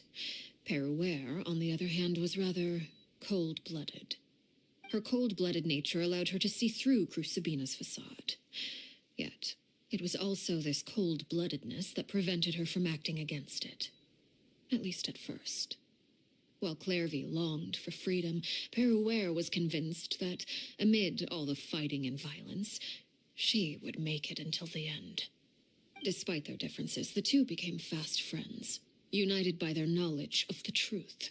Clairvy told Peruere that she hoped to create a real family, where no one would be killed or sacrificed. There may have been a certain naivete to her ideas, but Clairvy proved her determination many times over. She tried countless times to run away, ask for help, or expose the truth. But her efforts only earned her beating after beating. The only thing that kept her going was her strength of will. Even with her body racked with pain, she would still stand on her tiptoes and open the window at night. She and Perouer would look out at the moon together, a fierce longing for freedom shining in her eyes. But one day that light simply vanished. Oh no. What happened? Her hopelessness resulted from a culmination of things. 10 years had passed. 10 years worth of failure after failure. She and Perouer weren't children anymore, but finding any chance to escape still seemed as hopeless as ever. It was during this time that Perouer suggested a new plan. If escaping was out of the question, why not take down the very person sitting on top of this throne of lies? Mother herself. Clairvy rejected that proposal.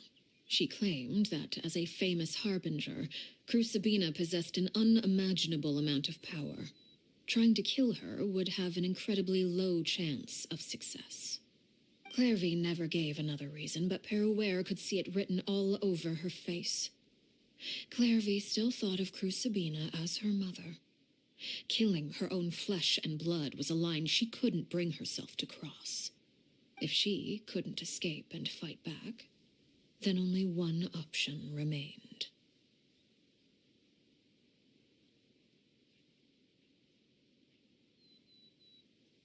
Precisely. Death was the only way that she felt she could be free. It happened during a duel. When she arrived at the dueling ring that day, her partner turned out to be none other than Perouer, the very person that had stood by her side all those years. It was a fierce battle, but ultimately, Clairvy decided to let Perouer end her life. From that moment on, Perouer's journey was one written in flames. When the rain finally came and washed it all away, there she stood, the sole victor in Mother's endless game of slaughter, a trail of corpses strewn across her path to success. It was the very result she had predicted 10 years prior. Even then, she believed she would make it until the end. She wasn't surprised by the fact that she emerged as Mother's undisputed heir. Rather, her success left her with an inexplicable sense of restlessness. She was unsettled, and there was only one thing that could quell that sensation. Perhaps you two would like to take a guess as to what it was? Crucibina, you mean? But... Correct. This is the place where Perouer killed her best friend. A mere year later, this is also the place where she fought tooth and nail to kill the mother they shared. The moment she acted, any conception of what was right or wrong ceased to matter. It's one of the principles of the house. Only those who survive get to write the rules. Perouer won the battle, and became a harbinger herself, after which Her Majesty, the Tsaritsa, bestowed upon her a new name. Arlecchino. So the Perry Clairvy was talking about... It was you all along. You're Perouer. Arlecchino is just a name you got later. I left that name behind long ago. I must say, hearing it now does bring back memories. After I defeated Crucibina, the moniker of Mother died with her.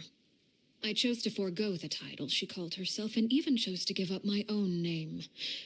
I rebuilt the House of the Hearth under a new identity, not only as Arlecchino, but as father. And that is where the story ends. Any more questions? Yeah. Based on what you just told us, Clairvy wasn't a little kid when she was killed. So the Clairvy we met... Was she really a spirit at all? I suppose you could call her an illusion born of flame. Her existence is like ashes to a fire. something left over in the wake of blaze and ruin. You see, a certain power runs through my veins. It's not unlike a curse. My flames leave behind shadows of anything they consume. Of course, the chances of those shadows morphing into a sentient entity are exceedingly slim. Clairvy is a very special case. Clairvy died when she was 16 years old, but what emerged from the flames was her 6-year-old self. Her appearance wasn't the only thing affected. Most of her memories were lost to the blaze as well. Memory is a mysterious thing indeed. Losing a portion of your memories will alter your sense of self. Lose 10 years' worth, however, and it would be like living in the past. Like returning to a version of yourself that never grew up. No wonder Paimon got such a weird feeling when we were talking to her. Perhaps I should put it this way. Clairvy is someone trapped in time. It may seem like she exists with us in the present, but she truly lives in the confines of her own past. So if all of that is true, then you must have known about Clairvy for a long time. Indeed. She's a rather volatile and unstable entity. Sometimes she would look after the children. She's even saved some of their lives. But other times, she would hide from me and become obsessed with revealing the truth about the house to anyone who will listen.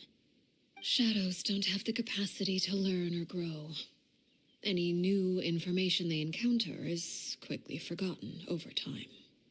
Your attempts to expose Clairvy to sunlight, they failed, yes?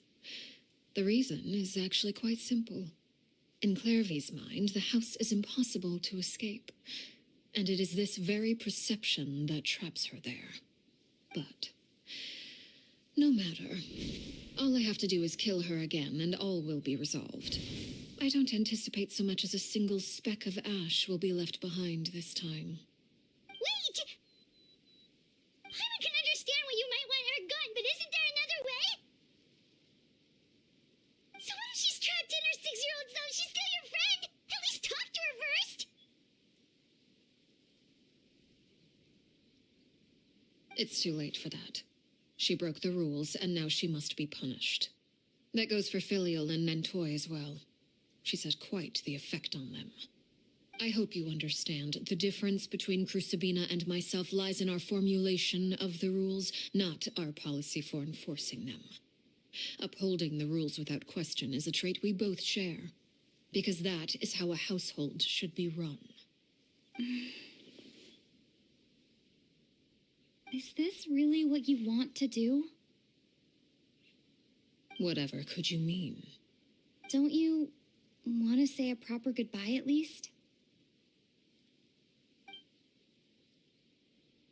Whether as a killer or as a father, there are two things that must be avoided at all costs: anger and sorrow.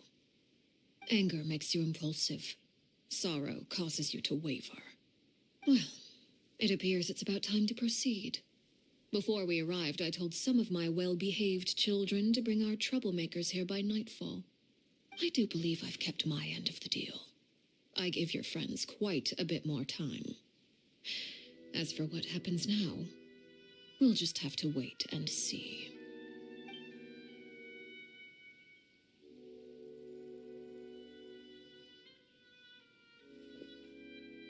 Here they are, Father.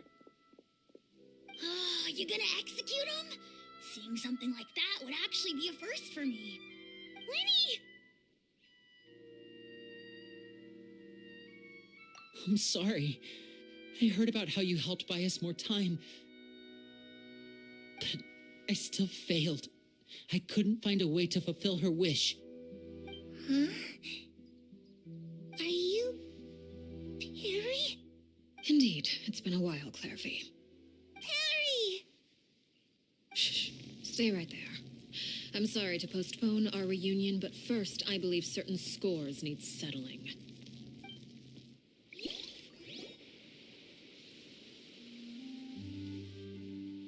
Father, let me explain. Out of my way. Father! You chose to conceal a threat to the house, and for that, you must be punished. Overall, however, I suppose your wrongdoing is hardly the most egregious of the bunch, so I'll deal with your punishments later. As for right now, the more pressing concerns are the traitors among us. By traitors? Do you mean us? Father, let me explain. We didn't mean to... Fultz, why don't you share what you heard? Yes, Father. Secret Midnight Meeting number 3. Participants, Filial, Nantoi, Sato, Toddy. Nantoi clearly said, if only Father wasn't the one who took us in. Sato added, I'm sick of this life. I just want to live as a normal person. Filial was the worst of them all. She called us crazies and said a bunch of mean things about Father. I did not! You're lying! Fultz is trying to frame us. It's not like I'm the only one who heard those things. After that, you and Toddy and a bunch of other people started talking about Clairvy. You were using all those things Clairvy brought up as an excuse to question Father. We're birds locked in a cage. The only way out is to destroy it. That's what you said, wasn't it? You little. You just want me gone, don't you? What did I ever do to you, huh? And you, Sheplo, have you forgotten who stood by your sickbed, watched over you, and changed your dressings? Come on, let's hear it then. What's your reason for all this?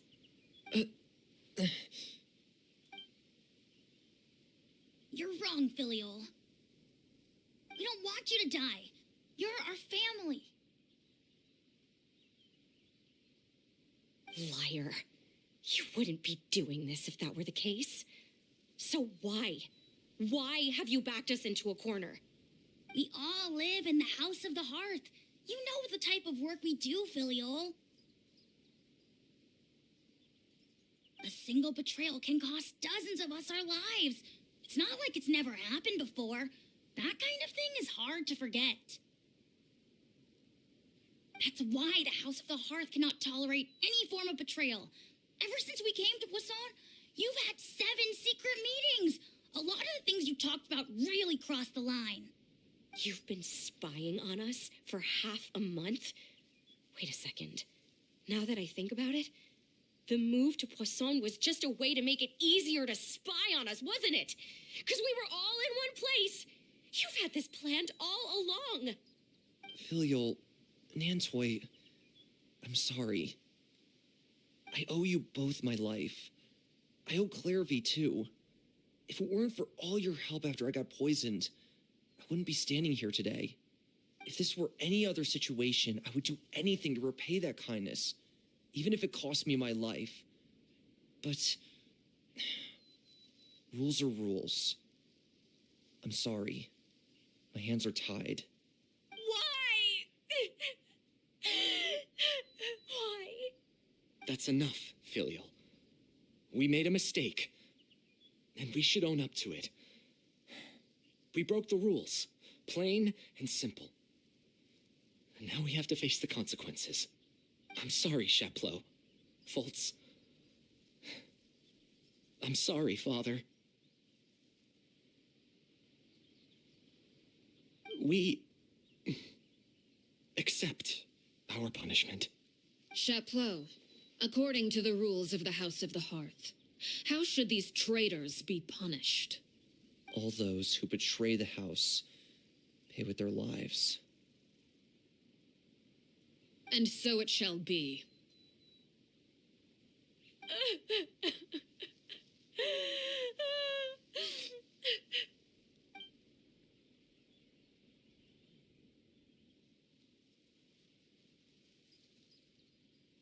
Father, please wait!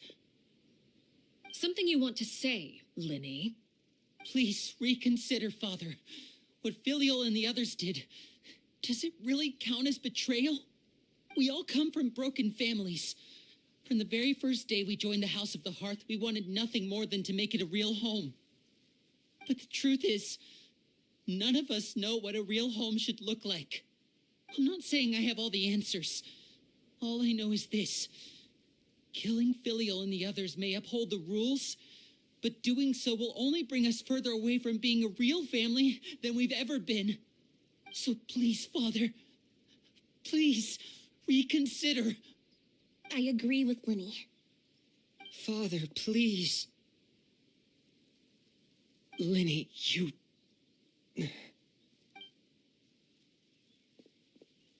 I also agree with Linny.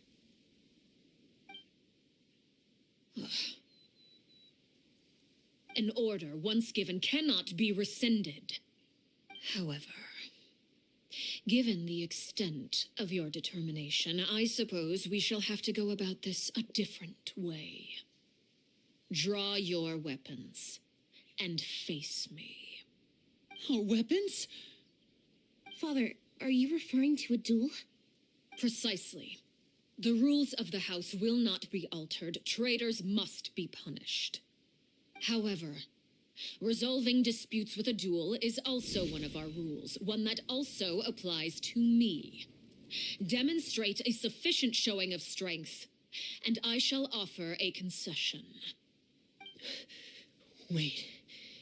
Beat Father in a duel? Impossible. Father is way too strong, even for Linny.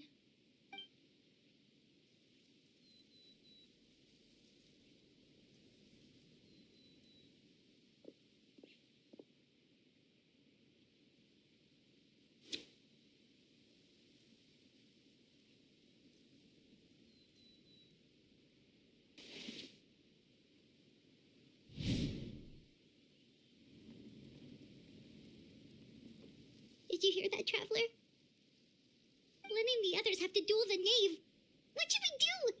Can they really win something like that? If they lose, those people from the house are really going to be executed. Hey, are you listening?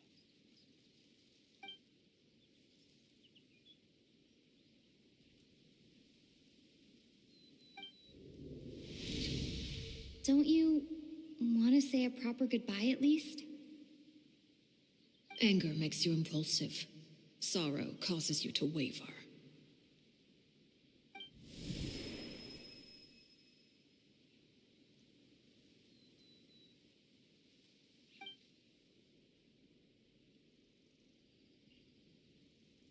Oh, looking at that expression on her face, she seems really serious about this. Guess that means there's no chance she's throwing the duel on purpose, huh? When guests are around, families are often on their best behavior, and any disputes are less likely to escalate. When the time comes, make the choice that you deem most appropriate in the situation, and lend your help to the House of the Hearth. What's wrong, Traveler? Hey, where are you going? Traveler?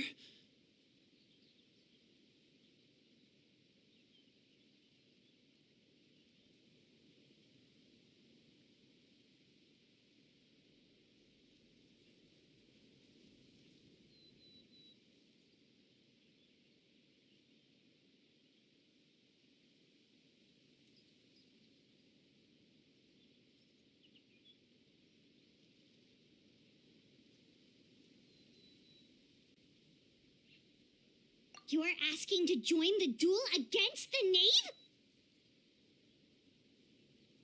I'll allow it. We do have a ready-made dueling ring at our disposal, after all. All I would advise is this. Keep a firm grasp on your weapon, and give it your all. Any less, and you may just lose your life.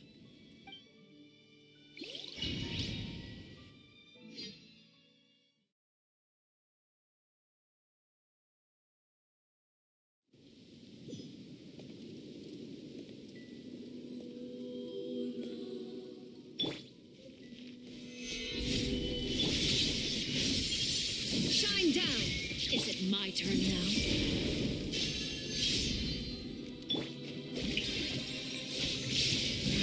Now's our chance!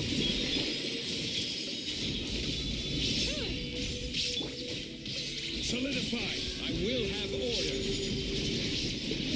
Now that's more like it. Closer now.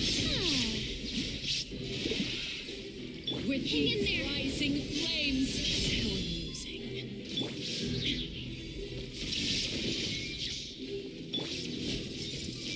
With the fall of darkness, destruction shall I rise. see everything. Have a taste of Stabilize. If I really have to draw my blade, then with these rising flames, illusion shattered. Spare your energy. Running is of little use. How brilliant!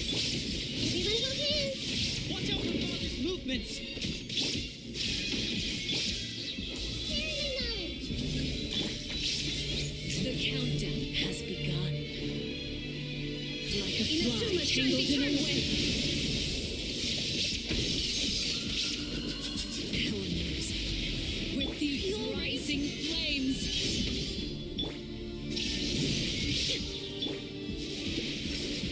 Let my name echo in song. With these rising flames. This is order. I really have to draw my blade. Then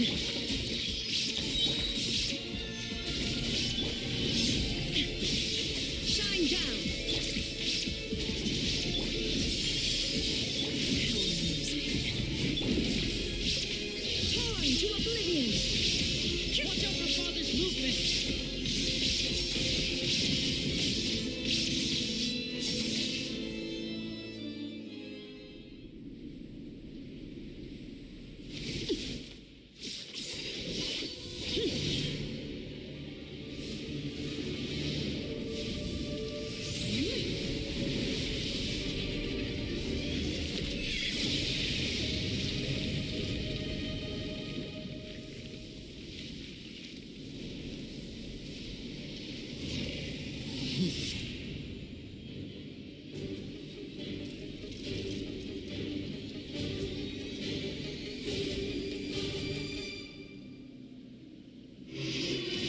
Kindness has been seared away.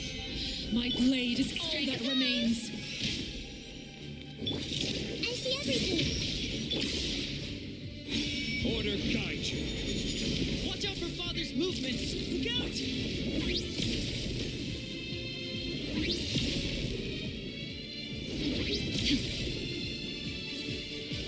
Everyone hold hands. The show begins. Gather. Now's our chance! Your Over power here. made manifest.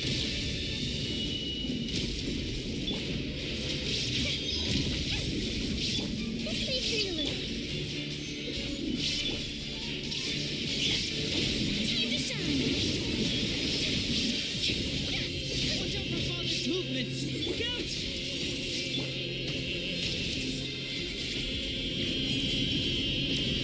The sun and moon have set. Only ruin remains. Our hope has been extinguished. Solidified. Now's our chance! Over here.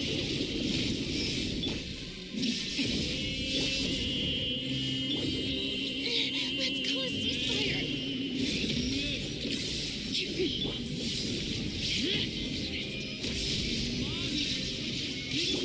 This is order.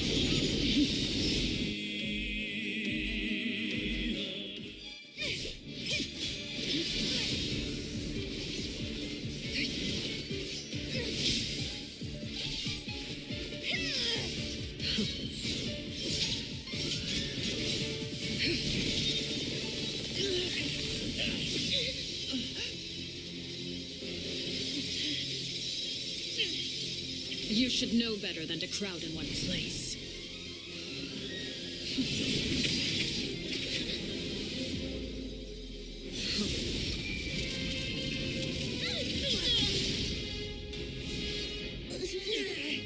Oh, I know.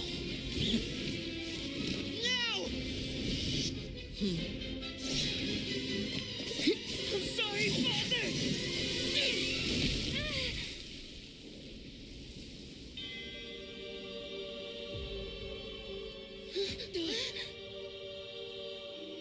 Sorry for what? This pitiful excuse for an attack.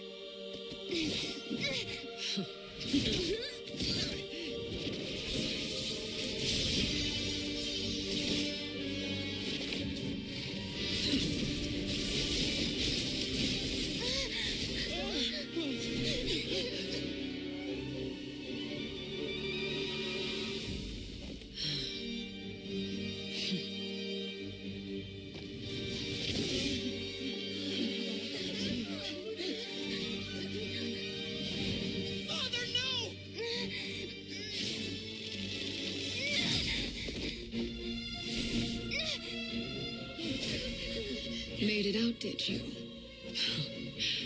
You're stronger than I expected.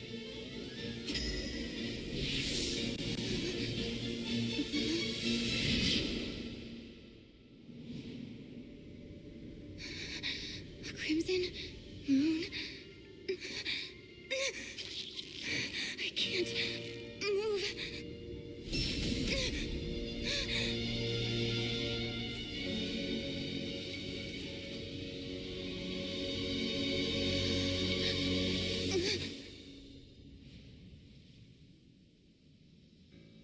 Still, not strong enough to beat me.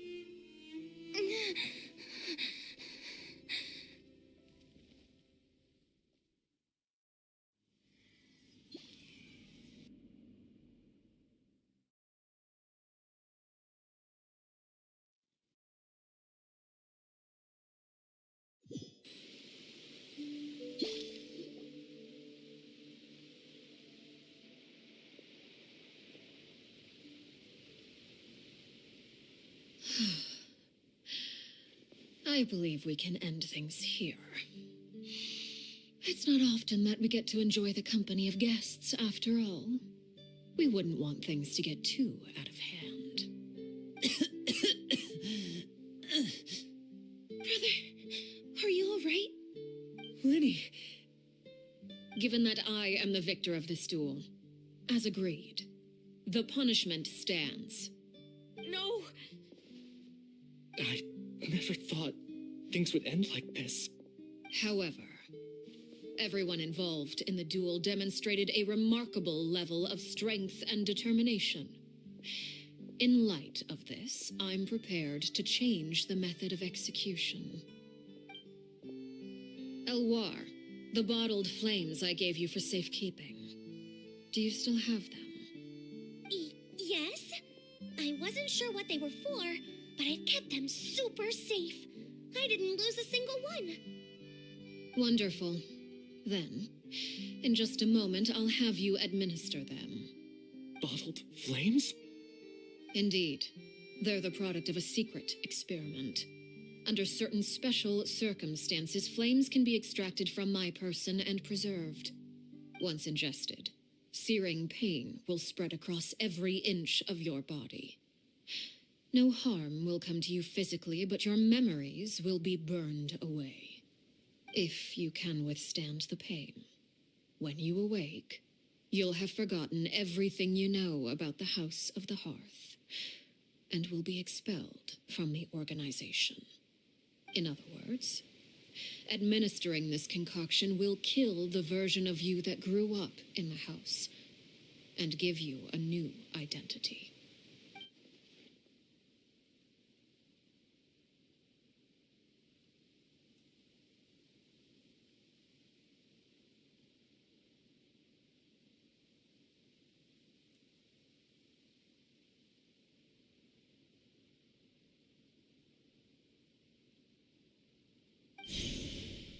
Memory is a mysterious thing indeed. Losing a portion of your memories will alter your sense of self.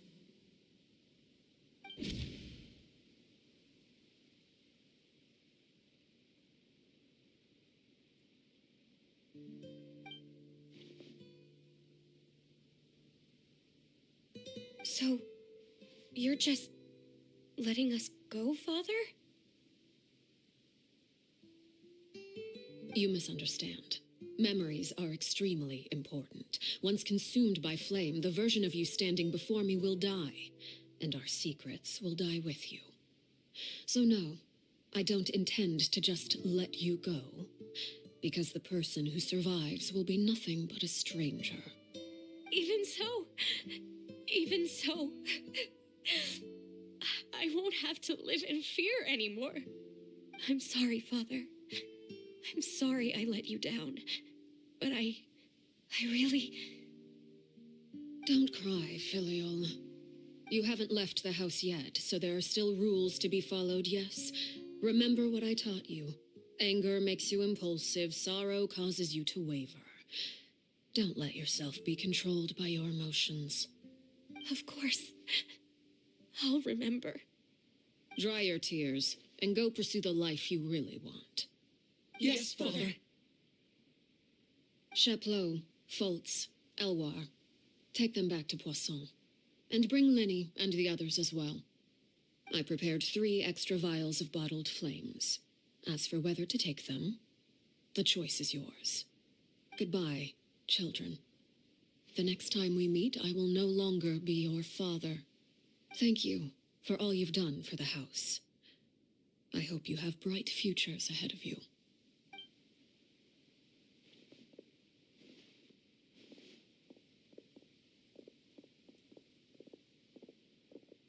Father.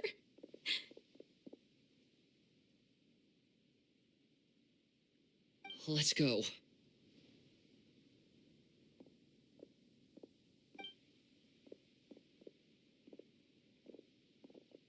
Here, grab my arm, Linny. I'll help you walk back. Thank you.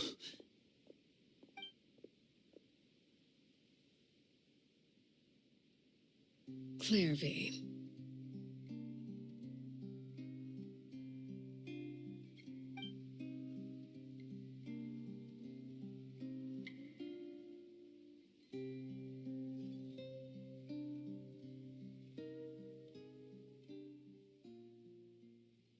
Can we talk now?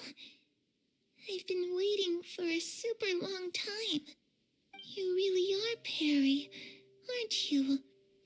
I haven't seen you in so long. How come you're all grown up? Wait, did I somehow travel to the future on accident? Or am I dreaming? What a long dream. Neither. You died, Clairvy. That's what happened.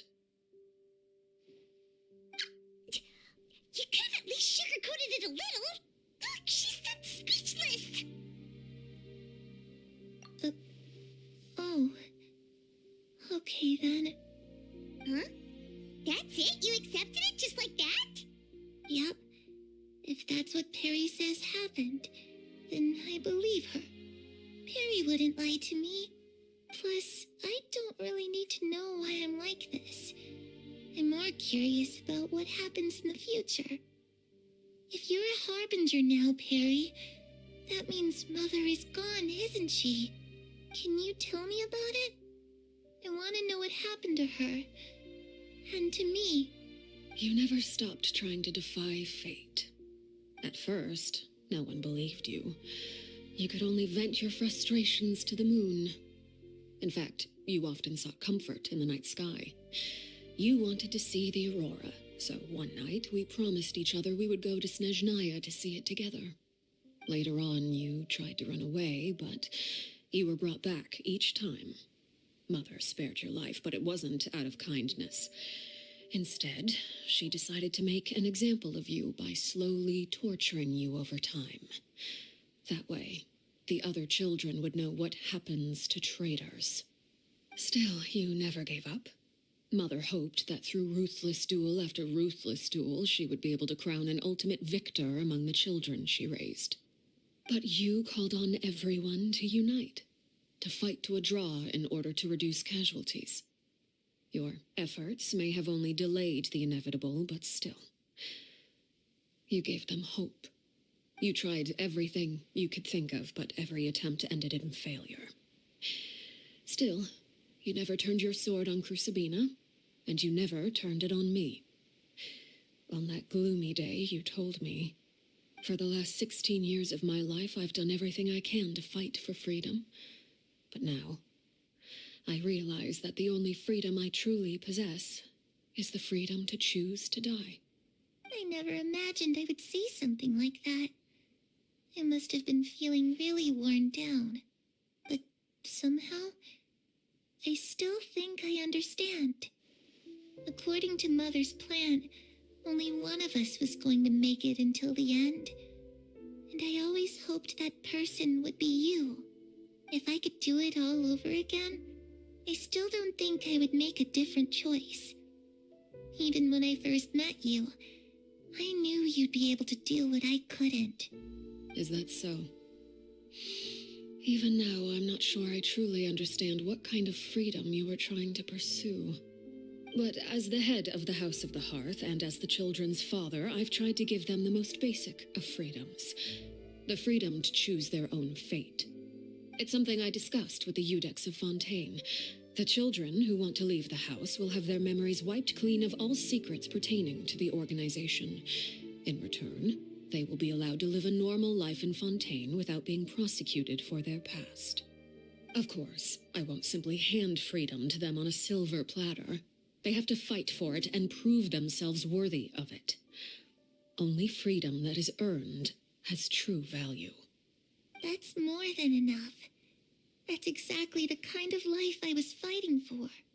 You know, Perry, I think you're a pretty amazing king, and a really great father, too. I'm really happy that you're the one who took over the house.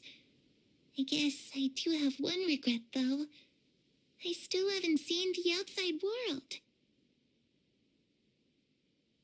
Well, it just so happens that our dear guests over here have been to many nations and traveled to countless places. Perhaps they would be willing to tell you what the outside world is like. Really? Of course! We've traveled all over the place. We've got so many stories, we could probably talk your ears out for 3 days straight.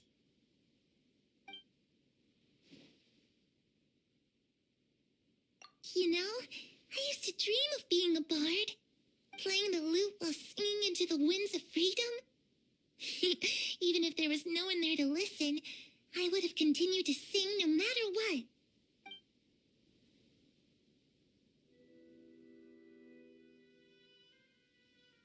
Ah, that's where Mora comes from. I never knew that before. If I had some Mora, I would buy 3 new dresses. One for me, one for Perry, and one for Mother.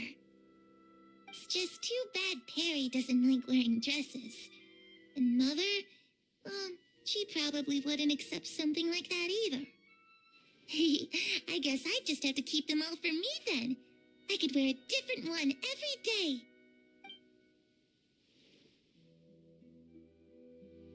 Those yokai you mentioned, what do they look like? I once saw a drawing of this one guy with horns on his head and a super scary face. Are there any yokai like that? Oh, sounds like you're talking about an Oni. Yep, we've met one, and let Paimon tell you, they're not nearly as scary as they look. I was always too afraid to skip Mother's fighting lessons. But at the academia, I bet you could do all sorts of secret things in class. Things that have nothing to do with studying. I'm just kidding. Being able to study whatever you want without having to fear for your life actually sounds pretty great.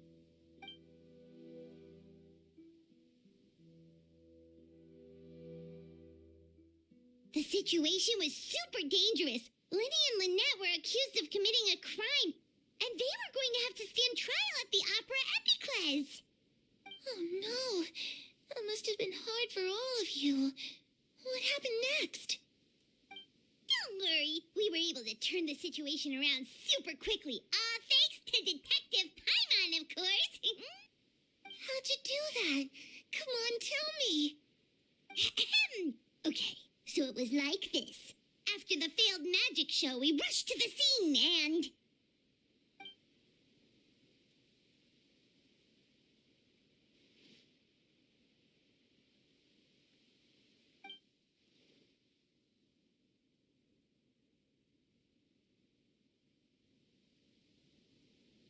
Shadows don't have the capacity to learn or grow.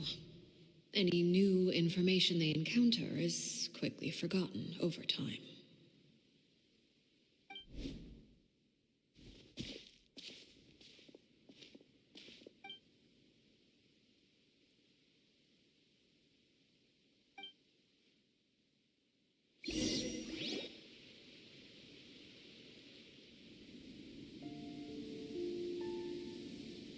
Clairvy, you've worked tirelessly from the shadows to overthrow the House of the Hearth. Now, by my authority as the Knave, I shall announce how this matter ends. You are hereby expelled from the House of the Hearth. You are no longer tied to this place, nor are you bound by its rules. You're saying that I can finally leave? I get to experience the outside world as well?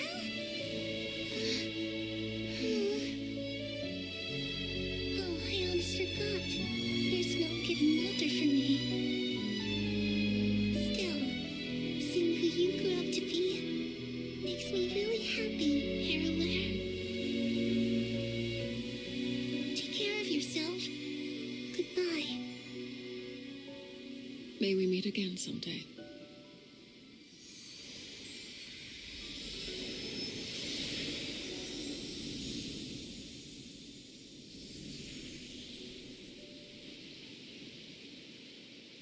Clairvy. She left so soon. Paimon didn't even get to finish her story.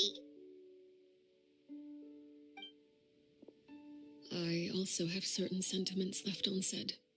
I wanted to tell her that the aurora I saw in Snezhnaya was just as beautiful as the ones in the pictures. But a shadow's memories reset at dawn. Had we delayed any longer, we wouldn't have had the time to say goodbye. Whatever regrets may linger, let them be lost to the coming of a new day. Father? It's Linny! Hey, Linny!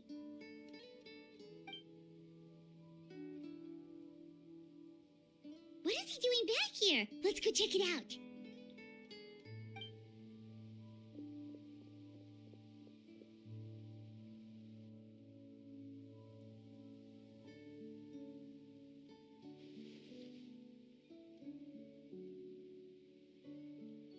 Father, the bottled flames have been administered. Filial and the others have left the house. And you? What have you decided? Thank you for giving us that choice, Father. But we never wanted to leave the house. It's the only home we've ever known. Lynette and Fremine feel the same way. They're recuperating back at the Hotel Bouffe Tété. But I decided to come back and tell you where we stood. I'm sure you're well aware of the expectations I have for you. I want you to follow in my footsteps and become the next king of the house. Yet you seem to have different ideas. I must admit, I'm rather surprised by your decision to stay. There's nothing wrong with choosing to live a quiet life. Leading this organization is a heavy responsibility, one not so easily carried by someone forced onto the throne. I just never understood what you saw in me. What made you believe I was deserving of that throne? You're brave, talented, and, most importantly, you cherish your family. You would do anything to protect them, even if it costs you your life.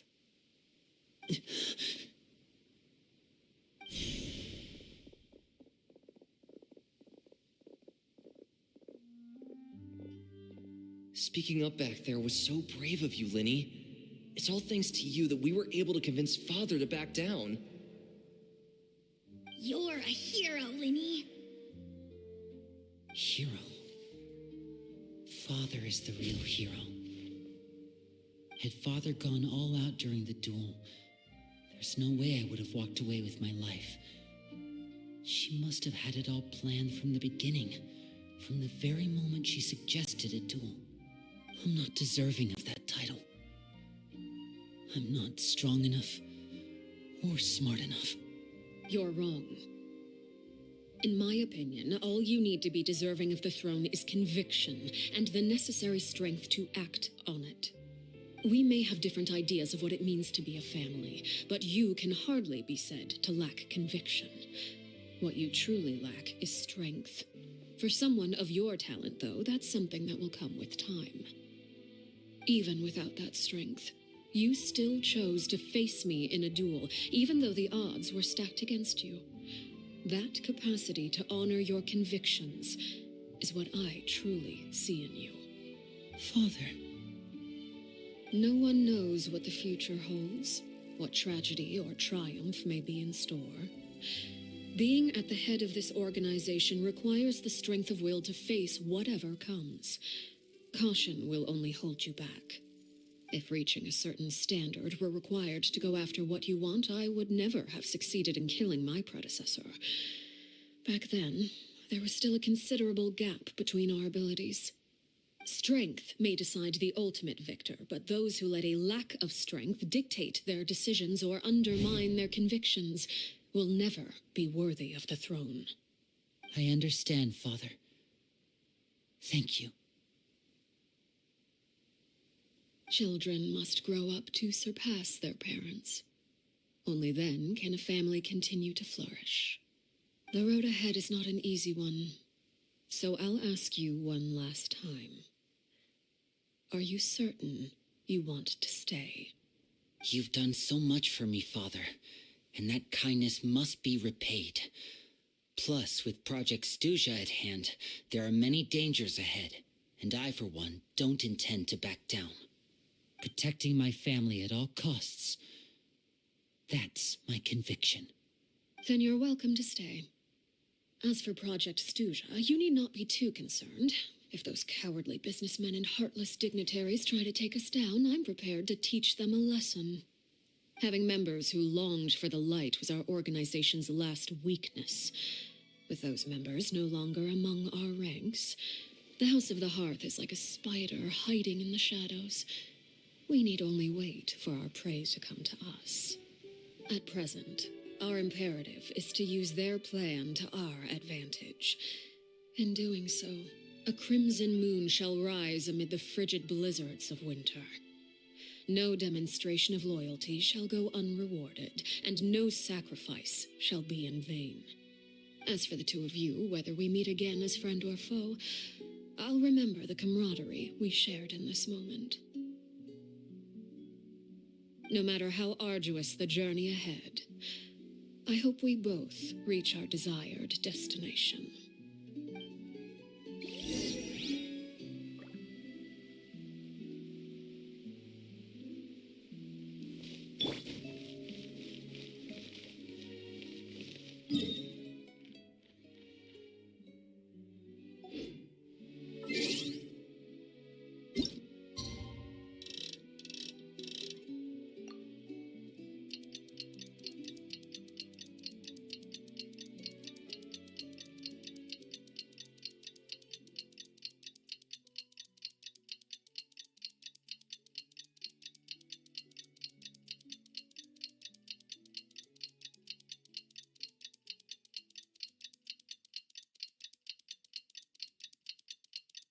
Didn't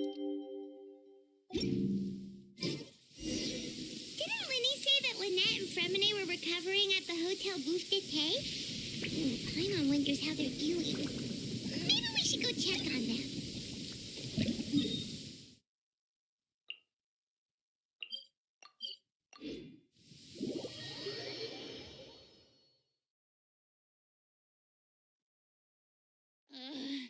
The sun feels almost as hot as those studio lights I'm in front of all the time. Good thing there can only be one sun.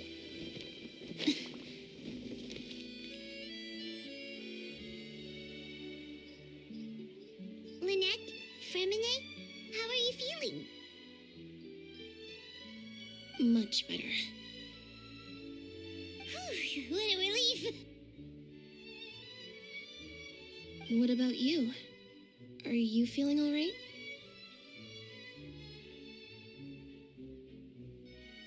I knew you'd come out unscathed. Us, on the other hand, well, we've been bedridden for 2 days. I couldn't even turn over. Oh, and I wanted to ask, is Clairvy gone? Linny and the other members have left Poisson and returned to the House of the Hearth. According to him, there haven't been any more sightings of a spirit roaming the house.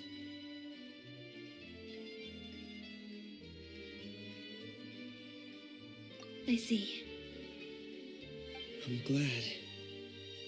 Father came to check up on us 2 days ago and told us about what happened with Crusabina and Clairvy. Actually, I've met Crusabina before.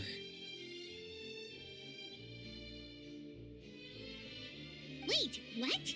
You've met the former knave? Crusabina died a year after Clairvy. It was during the year between their deaths that I joined the House of the Hearth. Crusabina had an extremely cruel and radical way of doing things. While she was alive, the atmosphere in the house was suffocating. When I joined, though, the experiment she valued so much had already come to an end, and all the people involved, dead and injured alike, were gone. Crusabina never talked about the past with us newcomers. A couple of months after I joined, Father killed Crusabina and burned all her files. With that, the names of all the people subjected to her experiments, Clairvy included, were lost to the flames, along with the painful memories they represented. Father took in Lenny and me a couple months after that, but she never mentioned anything about Crusabina or Clairvy. It really seems like something she was planning to keep to herself. The last time you talked to her, did she mention why she kept it a secret for so long? She said she didn't want us to be affected by the darkness of the past. She was worried we'd develop a false sense of gratitude towards her if we knew about it. The foundation of a family should be free of any corrupting influence.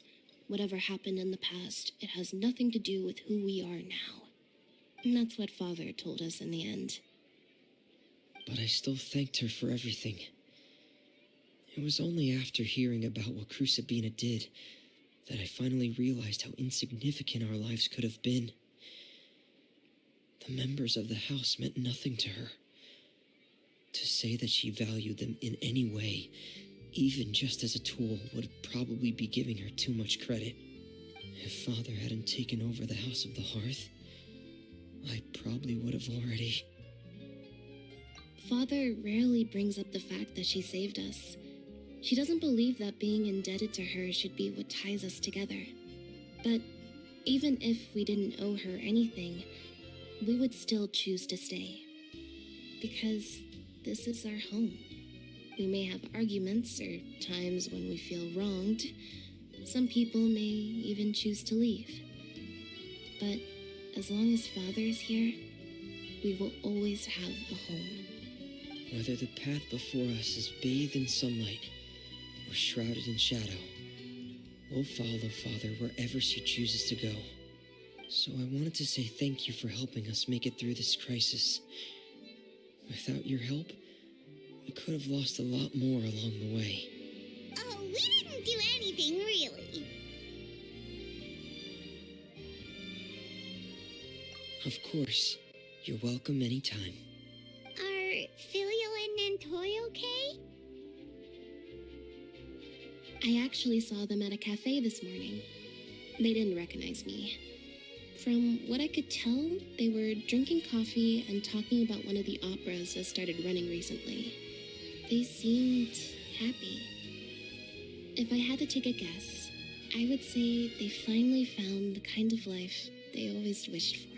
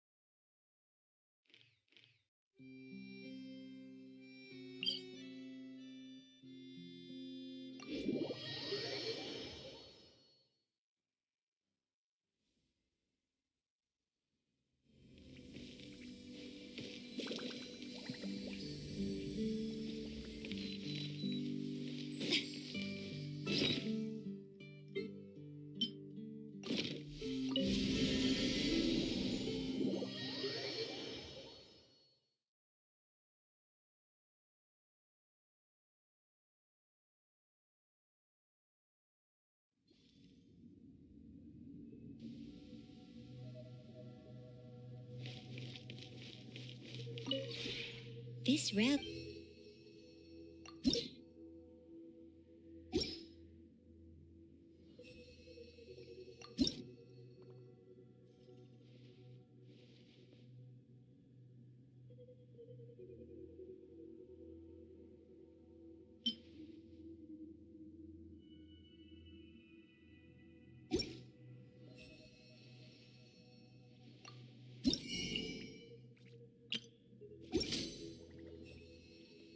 If you ever...